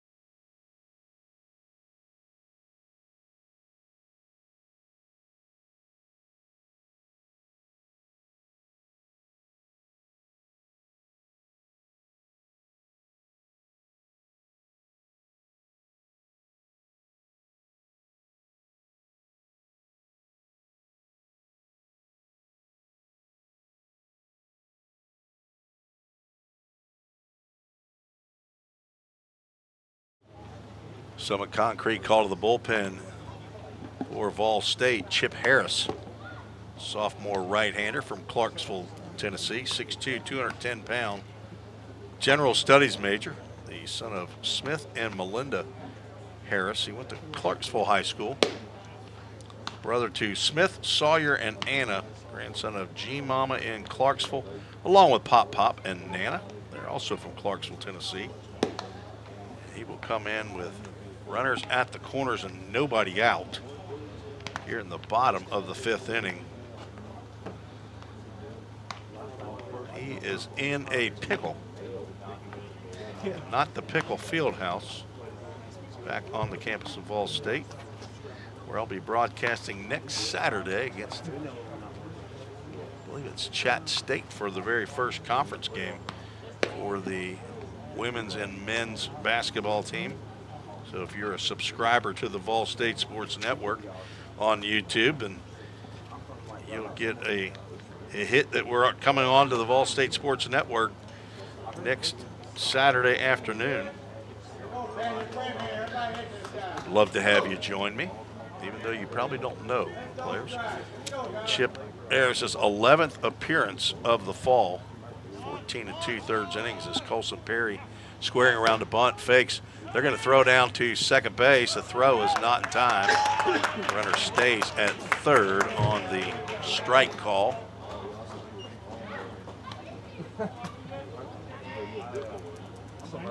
Runners now at second and third, as Moffitt picks up his second steal.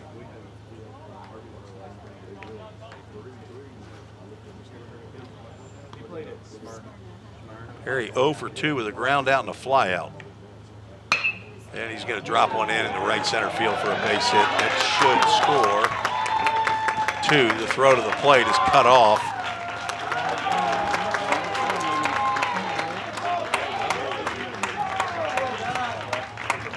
And the 3-run lead is now down to 1. Those 2 runs charged to Brody Prairie, so his line is finished. not retire a batter, gives up 1 hit, 2 runs that were earned, a walk and 1. That brings up Reese Davis with a runner at first base. Looks at ball 1. Colson Perry now 1 for 3 with 2 RBIs. There's a base hit down in the left field. Perry charges and forgot something. Goes back and gets the ball.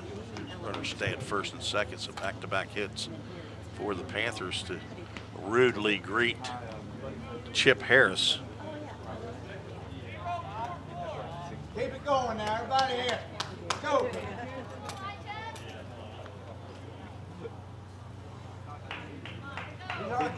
Back to Elijah Stockton, who walked in his first plate appearance. He and Davin Yates are platooning in the batting order, and I would assume out at third base as well. Let's go here. Let's go, Panthers, right here.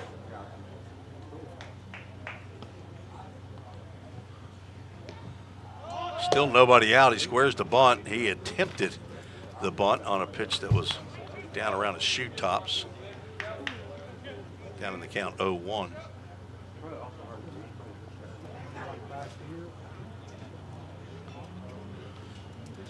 State needs a double play. Squaring around the bunt, pulls the bat back. The pitch is outside. Nope. On the outside corner. Again, a delayed call.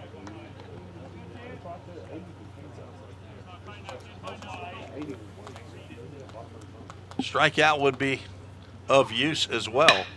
Instead, sliced over to left field. Jaden Perez back, and he'll make the catch. Runner tags, throw to the third base. A.J. Armstrong has it in plenty of time and makes the tag for a fly-out, throw-out double play. That surprises me that Colson Perry, the catcher, was going to try to tag on a fly-out to left field. Good throw there by Perez and a better tag.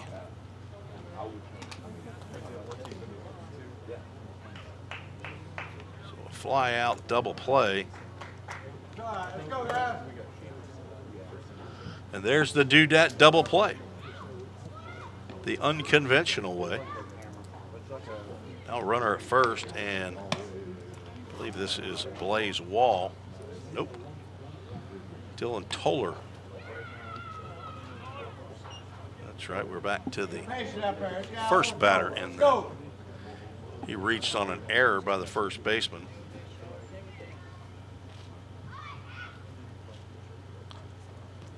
Breaking pitch parachutes in there for a called strike. It's got 1-1 up there on the scoreboard.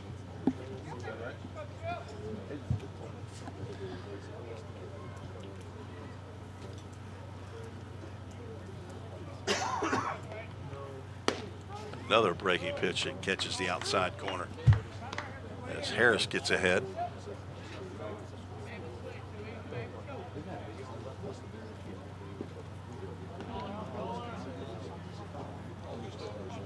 Two outs now to runner at first base. Swing and a miss on a high fastball. Chip Harris gets out of the inning. Does give up 2 hits, and the 2 runners that he inherited came in to score, but a fly out into a double play and then a strikeout ends the inning. 2 runs on 3 hits. I believe all those runs are going to be earned. Have to check that. There was 1 error and 1 runner left on base. 6-5, Vol State still leads. So we will head to the 6th inning. See if I have any other additional information I need to pass on before we end the broadcast this fall. Most of the spring schedule is up. I think there's a few midweek games to be included, and I know the Walter State series to end the year will be played at Vol State. Actually, it's not the last one. Jackson State is the last one. The second to last games, conference games, will be Walter State against Pioneers in Gallatin, but not sure. That's Easter weekend, I believe, and so they're not sure if they're going to play those Thursday, Friday, or Friday, Saturday, obviously weather permitting.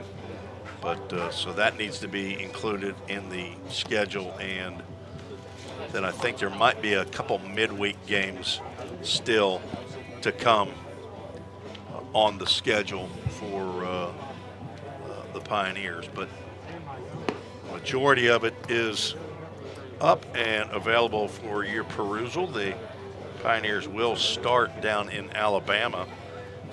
Couple road games. I think the first series will be an overnight stay for Fall State. I can't remember now where in Alabama that was, but then I think back down there for another doubleheader. New pitcher on for Wesleyan. Jacob Dilday goes 1 inning. Weston Miller, who played in game 1, got a little bit of time in right field and got some plate appearance or 2, I think. Now on the mound facing Abe Goolsby. I'm just going to call him Gabe, combining the Abe and the Goolsby. Checks his swing, still called a strike. Down the count 0-1 and swings over a breaking pitch, and he is quickly down in the count 0-2. He's 0 for 2. Grounded out and flew out into a double play. Just got a piece of that one. On barrels. Trust it. What's the barrel? Miller rocks and fires. Another foul ball to the screen. We'll work for a barrel.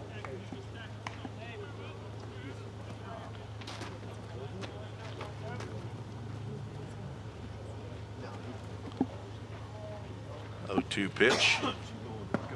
Breaking pitch stays down.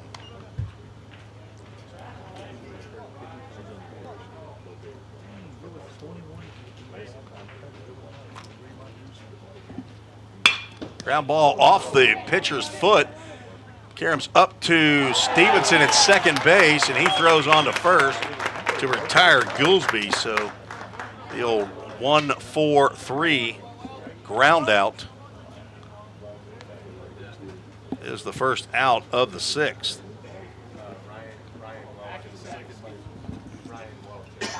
No longer Owen Stevenson at second. So a different second baseman. Ryan Welch. Thank you. Jaden Perez stands in. And we got a new catcher behind the plate as well.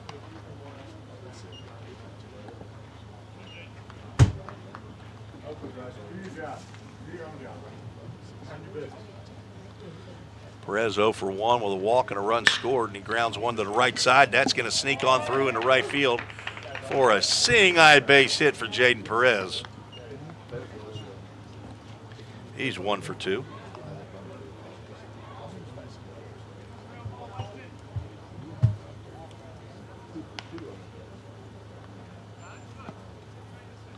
Tenth hit of the ball game on my score sheet.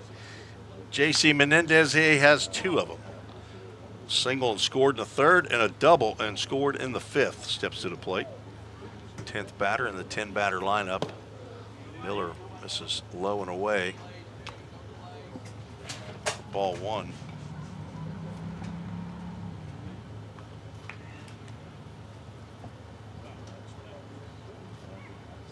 On deck, top of the lineup, Luke Lawson. All State with a 6-5 lead. Menendez started to go and holds up, pitches up a little high. They check out with the base umpire, and he says no, he did not go.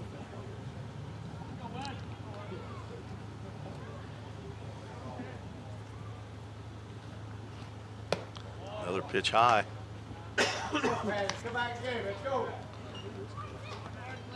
Miller showing as an outfielder only on the roster, but getting a chance to pitch here. He's getting from McCracken County, Paducah, Kentucky. 4. Let's get all of those up there. Mendez reaches for the 3rd time. Now bring Luke Lawson to the plate. He of the let's swing at the first pitch regularly. Get a chance to talk about Luke very much. Swings early. Came in hitting .333, squaring around the bunt. Takes a called strike at the letters on the outside corner. Don't believe he's squaring around and trying to lay one down for a sacrifice. Third baseman playing even with the base. Might have all new infielders. See if Lawson squares. He does not, and he's going to go down in the count 0-2 on a couple pitches that one didn't even see the plate. He's down in the count 0-2. Scored his 17th run of the game, or of the, that'd be a record, of the fall season. Swings and misses, so 3 pitches, 3 strikes. And down goes Lawson. He's now 1 for 4. 2 outs. Tucker Lorenz has a chance. Drive in a run here and give the Pioneers a little more of a cushion. He's 1 for 2. Driven in 1 run, scored a run, been hit by a pitch. Reached base 2, actually all 3 times, so that pitch is spiked. Nice block there by catcher. You make a block like that, you get a, I'll figure out who you are.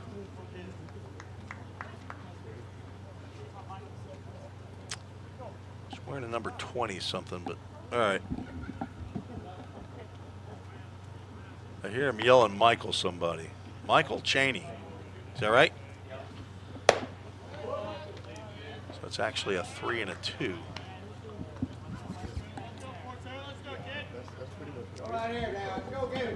So 2 balls and a strike. Michael Cheney is behind the plate.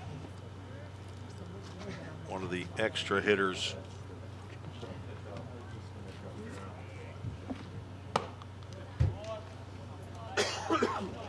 Count goes 3 balls and no strikes.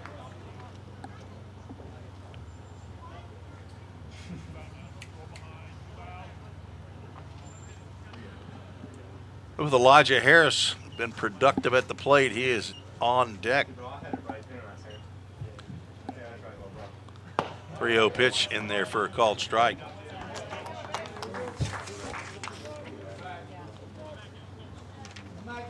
Lorenz, 5'11", 170-pound freshman from Sweetwater High School, son of Jeremy and Emily Lorenz, brother to Riley, grandson of Papa and Grammy in Loudon Gramps, and Doozy as he draws a walk. And that loads the bases. Second walk of the inning by Weston Miller. And Elijah Harris, the chance at a huge day. 2 for 3, 3 RBIs and a run scored. Coming to the plate with 2 outs and the bases loaded. Miller will pitch from the windup and deliver high.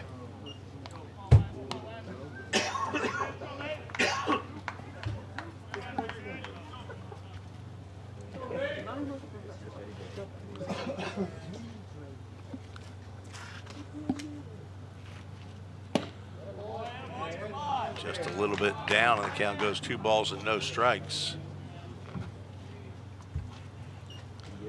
Noah Huddleston has checked in on the live chat. Not sure if he's still listening in, as I just now see the chat. Elijah Harris not going to let a 2-0 pitch right down the middle go by. He fouls that one off. Noah, if you're still listening in, you got the back line. You can send me a text while we're broadcasting. It has been a long time. You to call me and let's catch up.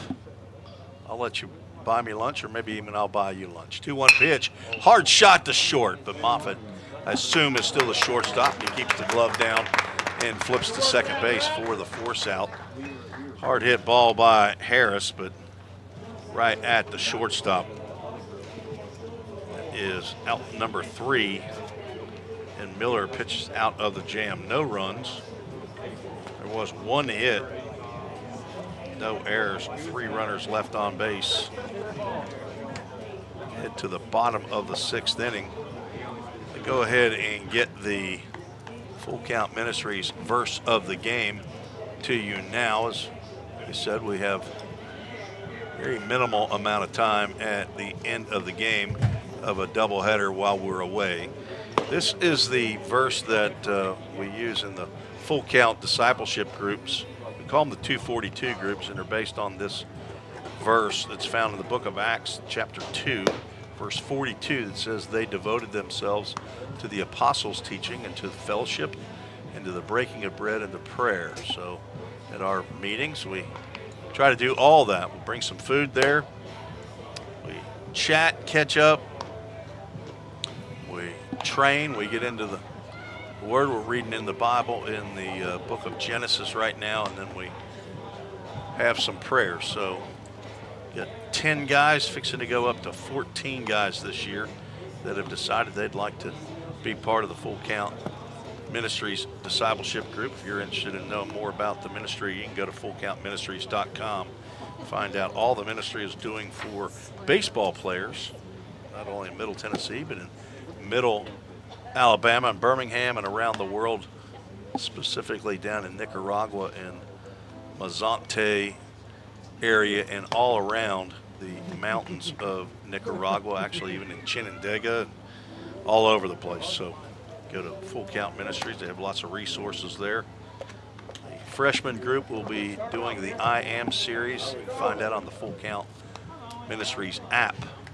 It's a free app, and go to the reading plans. Read along with the players. As we move to the bottom of the 6th inning, Chip Harris back out on the mound for the Pioneers. Did not catch the number. Stevenson is out. Is this the Welch, or is this still Steve? Stevenson's still batting. Okay. Stevenson looks at ball 1. Harris pitching from the stretch. Delivers a breaking pitch down low, and it catches a little piece of J.C. Menendez. Stevenson 0 for 2. Fly out and a strikeout.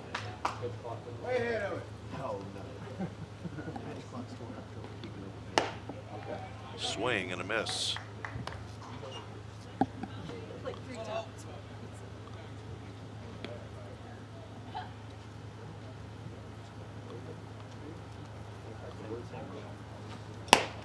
Ball out.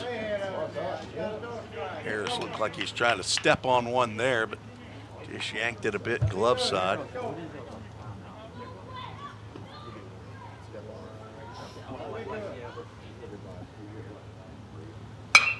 Popped up to the right side. This should be playable for Cam Hodges. He comes in. He'll make the one-handed grab for out number 1. A couple flyouts to right field by Stevenson. He's 0 for 3. Ethan L.,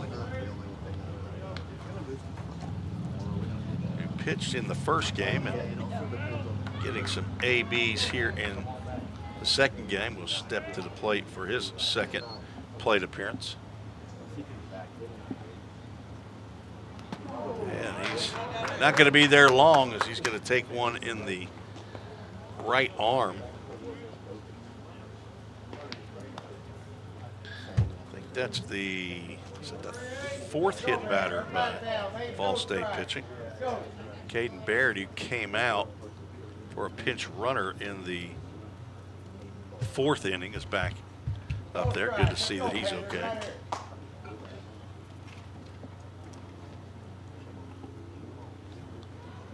Oh for 1 and been hit by a pitch and nearly got hit again. Stayed in there on that fastball though. That missed Ball 1. Half swing. Does not get any cowhide on that one. Gap goes ball and strike. And not going to be the catcher, Michael Chaney on deck. Right down Broadway. Take it for a strike.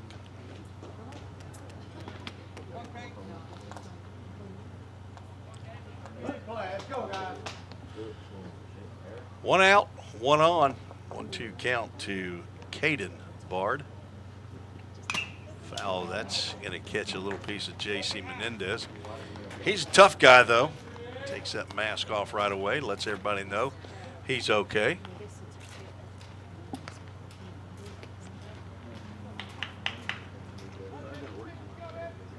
Sitting here wondering who's taking care of his dogs while he's up here. On 2 strikes, breaking pitch, just a little high. Harris trying to nibble at the upper portion of the zone there. Count goes 2-2. Another breaking pitch stays up. Full Count Ministries. Full count. Chip Harris, part of the 242 group. Let them know your head. Let's go. Cam Hodge is out in right field.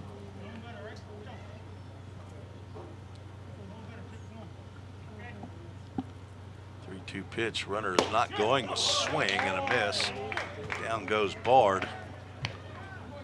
Chip Harris picks up his second strikeout of the ball game. And now Caleb Bard steps in.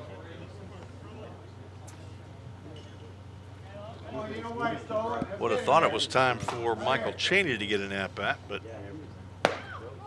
Chaney not in the batter's box. As Bard looks at a called strike. Braxton French in the on-deck circles. Harris loses his lid. Pitch sails high.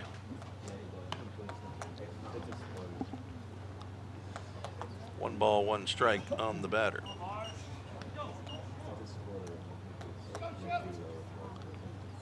That's going to catch the outside corner for strike 2.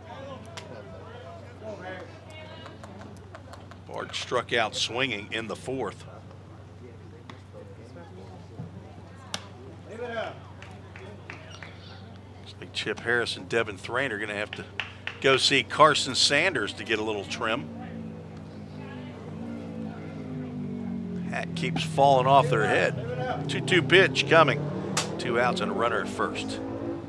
Swing and a foul tip. That knocked our umpire down. Knocked his mask off, and he is on his back. J.C. Menendez there to assist him as the trainer comes out. They've got him sitting up now, and I think that just rocked him and knocked his mask off, hit him right in the mask. See that on the replay here.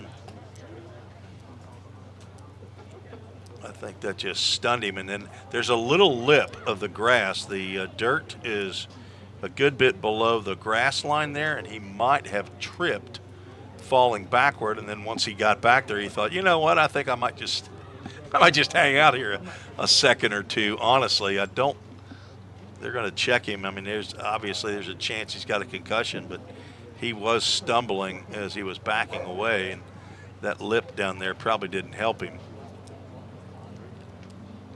Trainer here for Kentucky Wesleyan out checking on him as he is sitting up.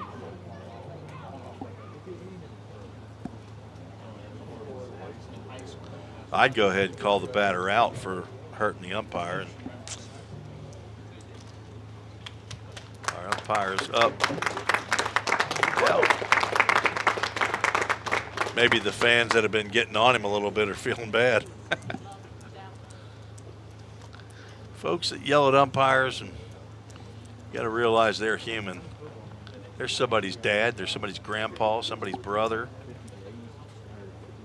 somebody's son. As far as I know, the most of them are doing the best they can do, and trying as best they can.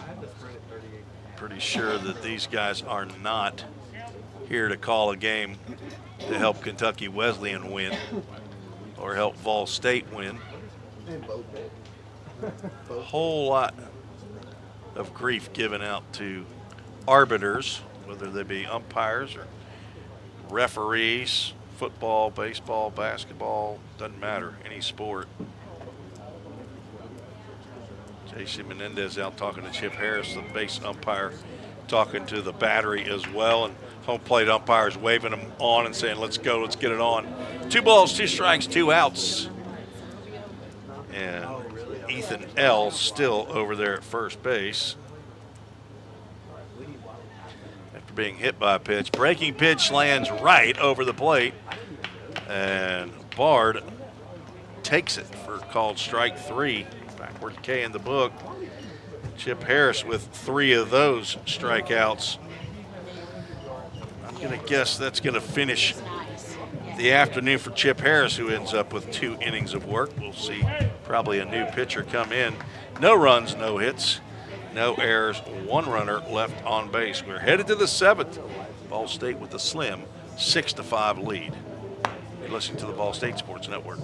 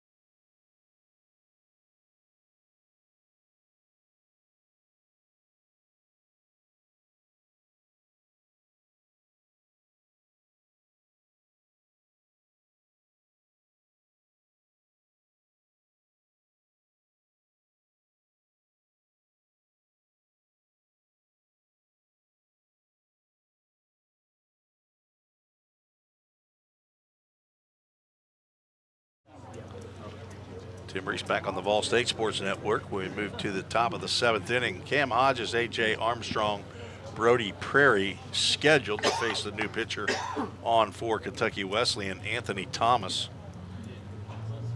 6'1" right-hander from Huntington, California.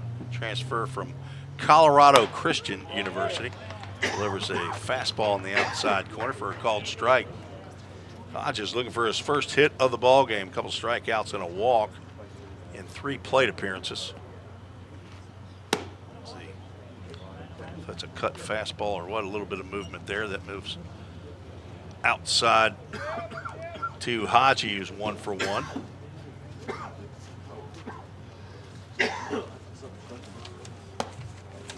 Pitch delivered high.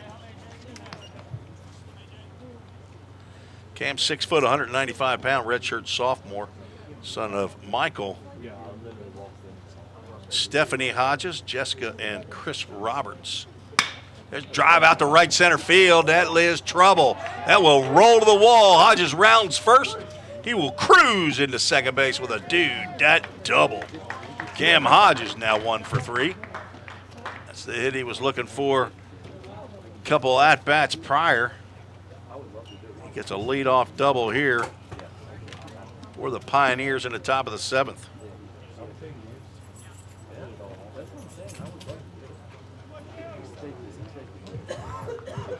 Patience, Grasshopper, patience.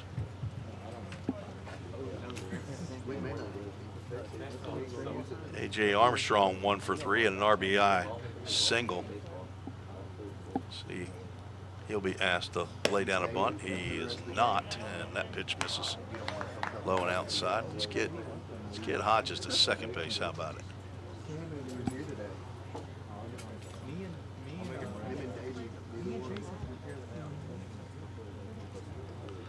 Finish up Cam's family bio here after this pitch. It is just a hair high. Brother to Ashland, Sydney, Morgan, and Madison. Dad, I saw him last week at Johnson University.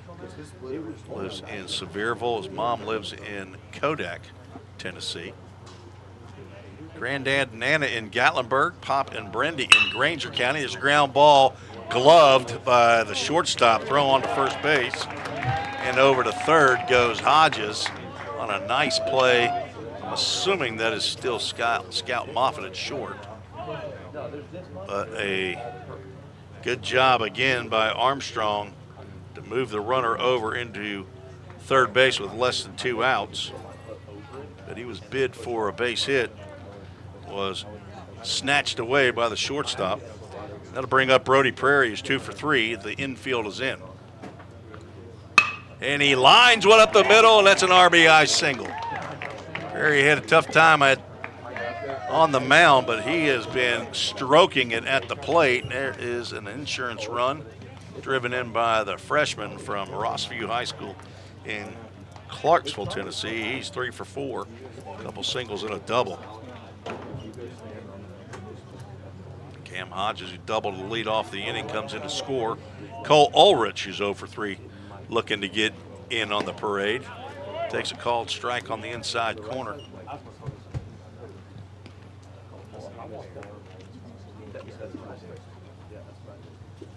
Ground out to the pitcher, ground out to the first baseman, and ground out to the second baseman. Swings at a breaking pitch right off of his hands. Comes up empty.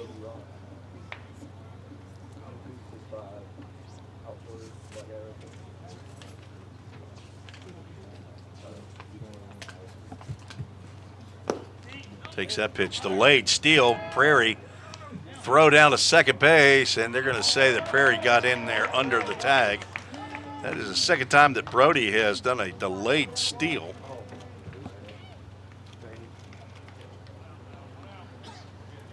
I'm not sure if that's a call play by Jim McGuire, the third base coach, or if that's just how Brody likes to do it. I don't think he's that slow on it. But he's now in scoring position with 1 out.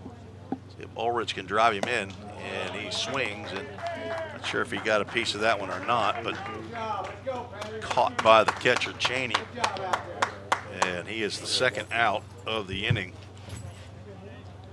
Bring up Abe Goolsby.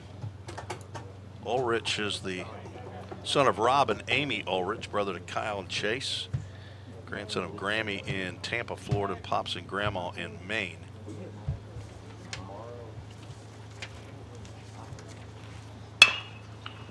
Ground ball to third base. Gloves throw is offline. The tag is applied, but they say safe. Maybe the tag wasn't applied. So we will go E5. Does everybody agree with that down the line here? E5. It's the first time we've agreed on a controversial call here. Bring up Jaden Perez with runners at first and second. Perez grounded a single into right field in the sixth, but was stranded at second. Looks at a called strike at the knees.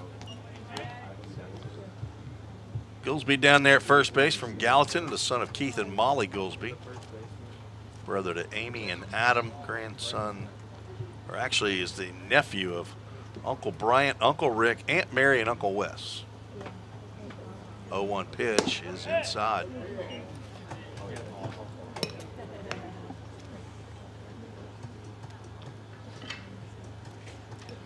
Give out a shout out to Jaden Perez's family down in Miami. Roger and Jessica Perez listening in on Ball State Sports Network. Jenna and Jesse are his siblings as he waves at that pitch. Nanny in Miami, Florida, and Abuela, also in Miami, Florida. 5'11", 190-pound freshman from Western High School in Miami. He's a biology major at Vol State. Also one of the new freshman full count 242 members. Drops one out to center field. Let's see if Bard's going to be able to make it. He won't. Charge hard. The throw to the plate is going to hit off of the mound, carry him to the backstop, and both runners are going to move up as Brody Prairie comes in to score the 8th run of the ball game. Tough luck there on the throw in from Bard. Not sure where if there even was a cutoff man that came over. It did not appear so. And an error tough luck error charged to Caden Bard. But an RBI single for Jaden Perez. He is 2 for 3. 3 hits in the inning brings up J.C. Menendez, who's reached base all 3 times he's come to the plate. Singled and scored, doubled and scored, and a walk. And he takes a strike that he wishes he would have offered at. Prairie came in to score on Perez's single. Gillsby moves over to third, and Perez moves down to second. Strike called probably on the swing.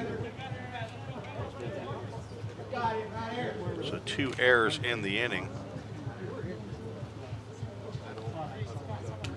0-2 pitch to Menendez is grounded to the right side. First baseman Gloves steps on the base for out number 3. Big inning for Pioneers to get 2 more insurance runs on 3 hits, 2 errors, and 2 runners left on base. We'll head to the bottom of the 7th. Ball State with the 8-5 lead. See if we just go ahead and keep it right here. Tell you about what I believe is going to be the new pitcher. Looks like it's going to be freshman Drew Moorhead that's going to come in.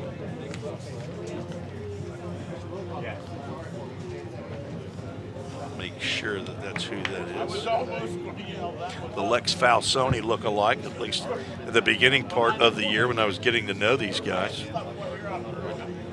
Look at Moorhead and think, golly, he looks so much like Lex Falsoni. Drew Moorhead on for his 9th appearance, 9 2/3 innings of work. Giving up 10 hits, 7 runs, only 6 earned, walked 8, struck out 10, 5.59 ERA, and he will be on for what in the regular season would be a save opportunity. We're not handing out wins and losses and saves in the fall league at all.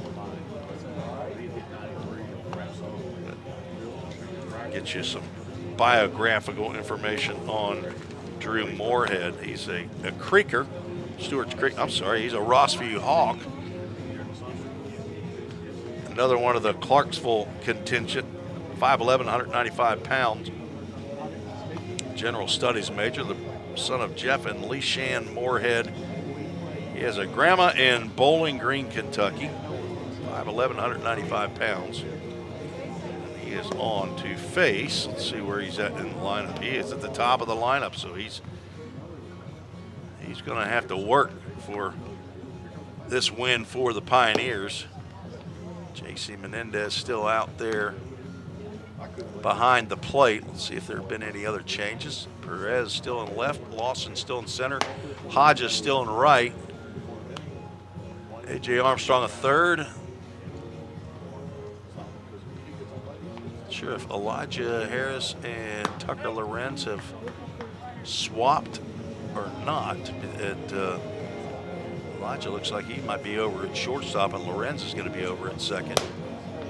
They can interchange. And down at first is Abe Goolsby. So, no, they are not. Lorenz is going to stay at short, and Harris will move over to second base. Chip Harris ends up going 2 innings. He gives up 2 hits, no runs.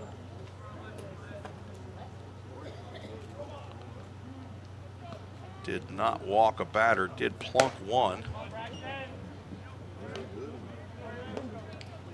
As the first pitch from Moorhead misses to French.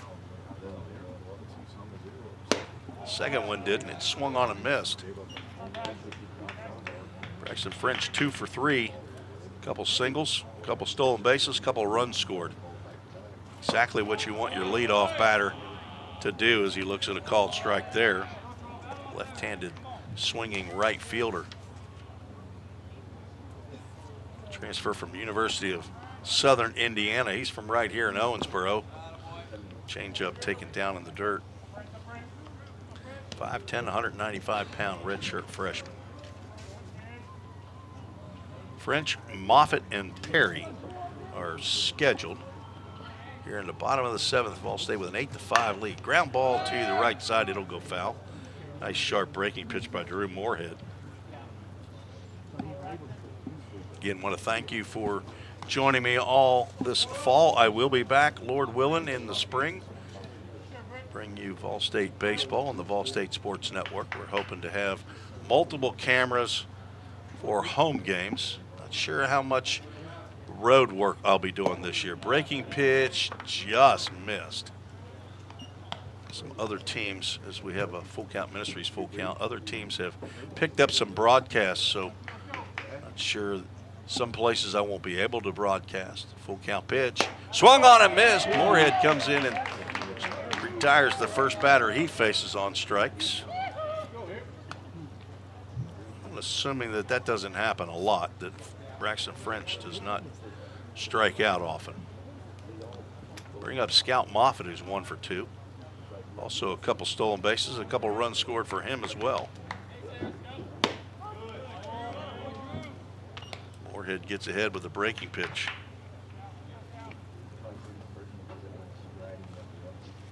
Another one. That catches the knees. Quick movement there by J.C. Menendez behind the plate. Trying to influence the call from our home plate umpire, who's been back there now for 14 innings. I hope it's not a split fee between he and the base umpire, because this guy right here has earned the lion's share of the fee today. 1 ball, 2 strike pitch, and Moorhead overcooked that fastball. All State with, I think, 56 game schedule in the spring, beginning at right at the beginning of February, I believe. And Paul White, one of my witnesses, my reporters on the ground. He's down in Huntsville. He's one of my research analysts. We're in the Birmingham area, I believe, starting off at Lawson State. Is that breaking pitch catches the mask of J.C. Menendez with a Full Count Ministries full count. I'll look at that. Is it Lawson State we're playing first there, Paul?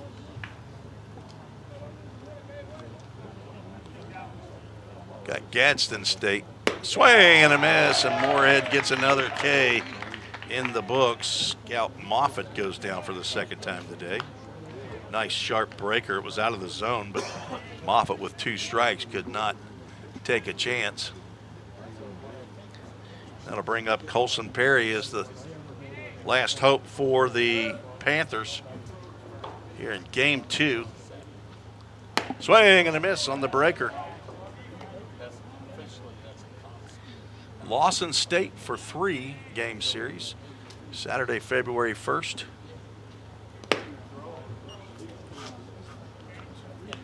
Then a doubleheader on Sunday, the 2nd, starting early at 11 a.m. 1-1 pitch, breaking pitch, parachutes in, and Panthers down to their last strike. And then a couple days later, go back down to Gadsden State to play a doubleheader. So first 5 games will be away. 1-2 pitch coming from Drew Moorhead. Swing and a miss, and Moorhead gets it done. Strikes out the side. to end the ball game. A red outing for Drew Moorhead. And this one belongs to the Pioneers as they split the doubleheader game that takes 2 hours and 23 minutes. Ball State with the 8-5 win. Thank you, fellas, for your help as you take off. Appreciate it. Ball State finishes the season 9-6-2 against outside competition. Pick up 8 runs. Let's see how many hits they ended up with. 4, 5, 9, 10. I got 13 on my score sheet. Big days for J.C. Menendez, Jaden Perez. Brody Prairie picks up 3 hits. Elijah Harris with 2 hits and 3 RBIs. Tucker Lorenz with a hit. He had an RBI. Big double by Cam Hodges in his last at-bat. Goes 1 for 3. But Brody Prairie will end up with 3 hits and 4 plate appearances as this game goes final. Again, I want to thank you all season long for joining me on the Vol State Sports Network. I want to thank head coach Jim McGuire, the athletic director Bobby Hudson for their support of the broadcast. A.J. Fawson is the head audio video man for Vol State. Very helpful to getting these broadcasts up and going and helping me with any equipment issues and needs. Paul White, many of you folks that have helped along the way, you send in emails. Some of you that have my cell phone number send in texts. I appreciate it. It's one of the joys that I have in my retirement years is to now be able to broadcast, and thankful for being able to broadcast sports at Vol State. I'll take a week off and be back on the microphone with the Vol State women's and men's basketball program. If you want to get a hold of me, you have the email at treesports@gmail.com that comes to my phone. I get that anytime I get an email there. And please, if you have any questions or you have any comments about the show, any ways we can improve, sure would appreciate you sending those in, or just to say hello, how you doing over the fall and Christmas break. I do this for you folks.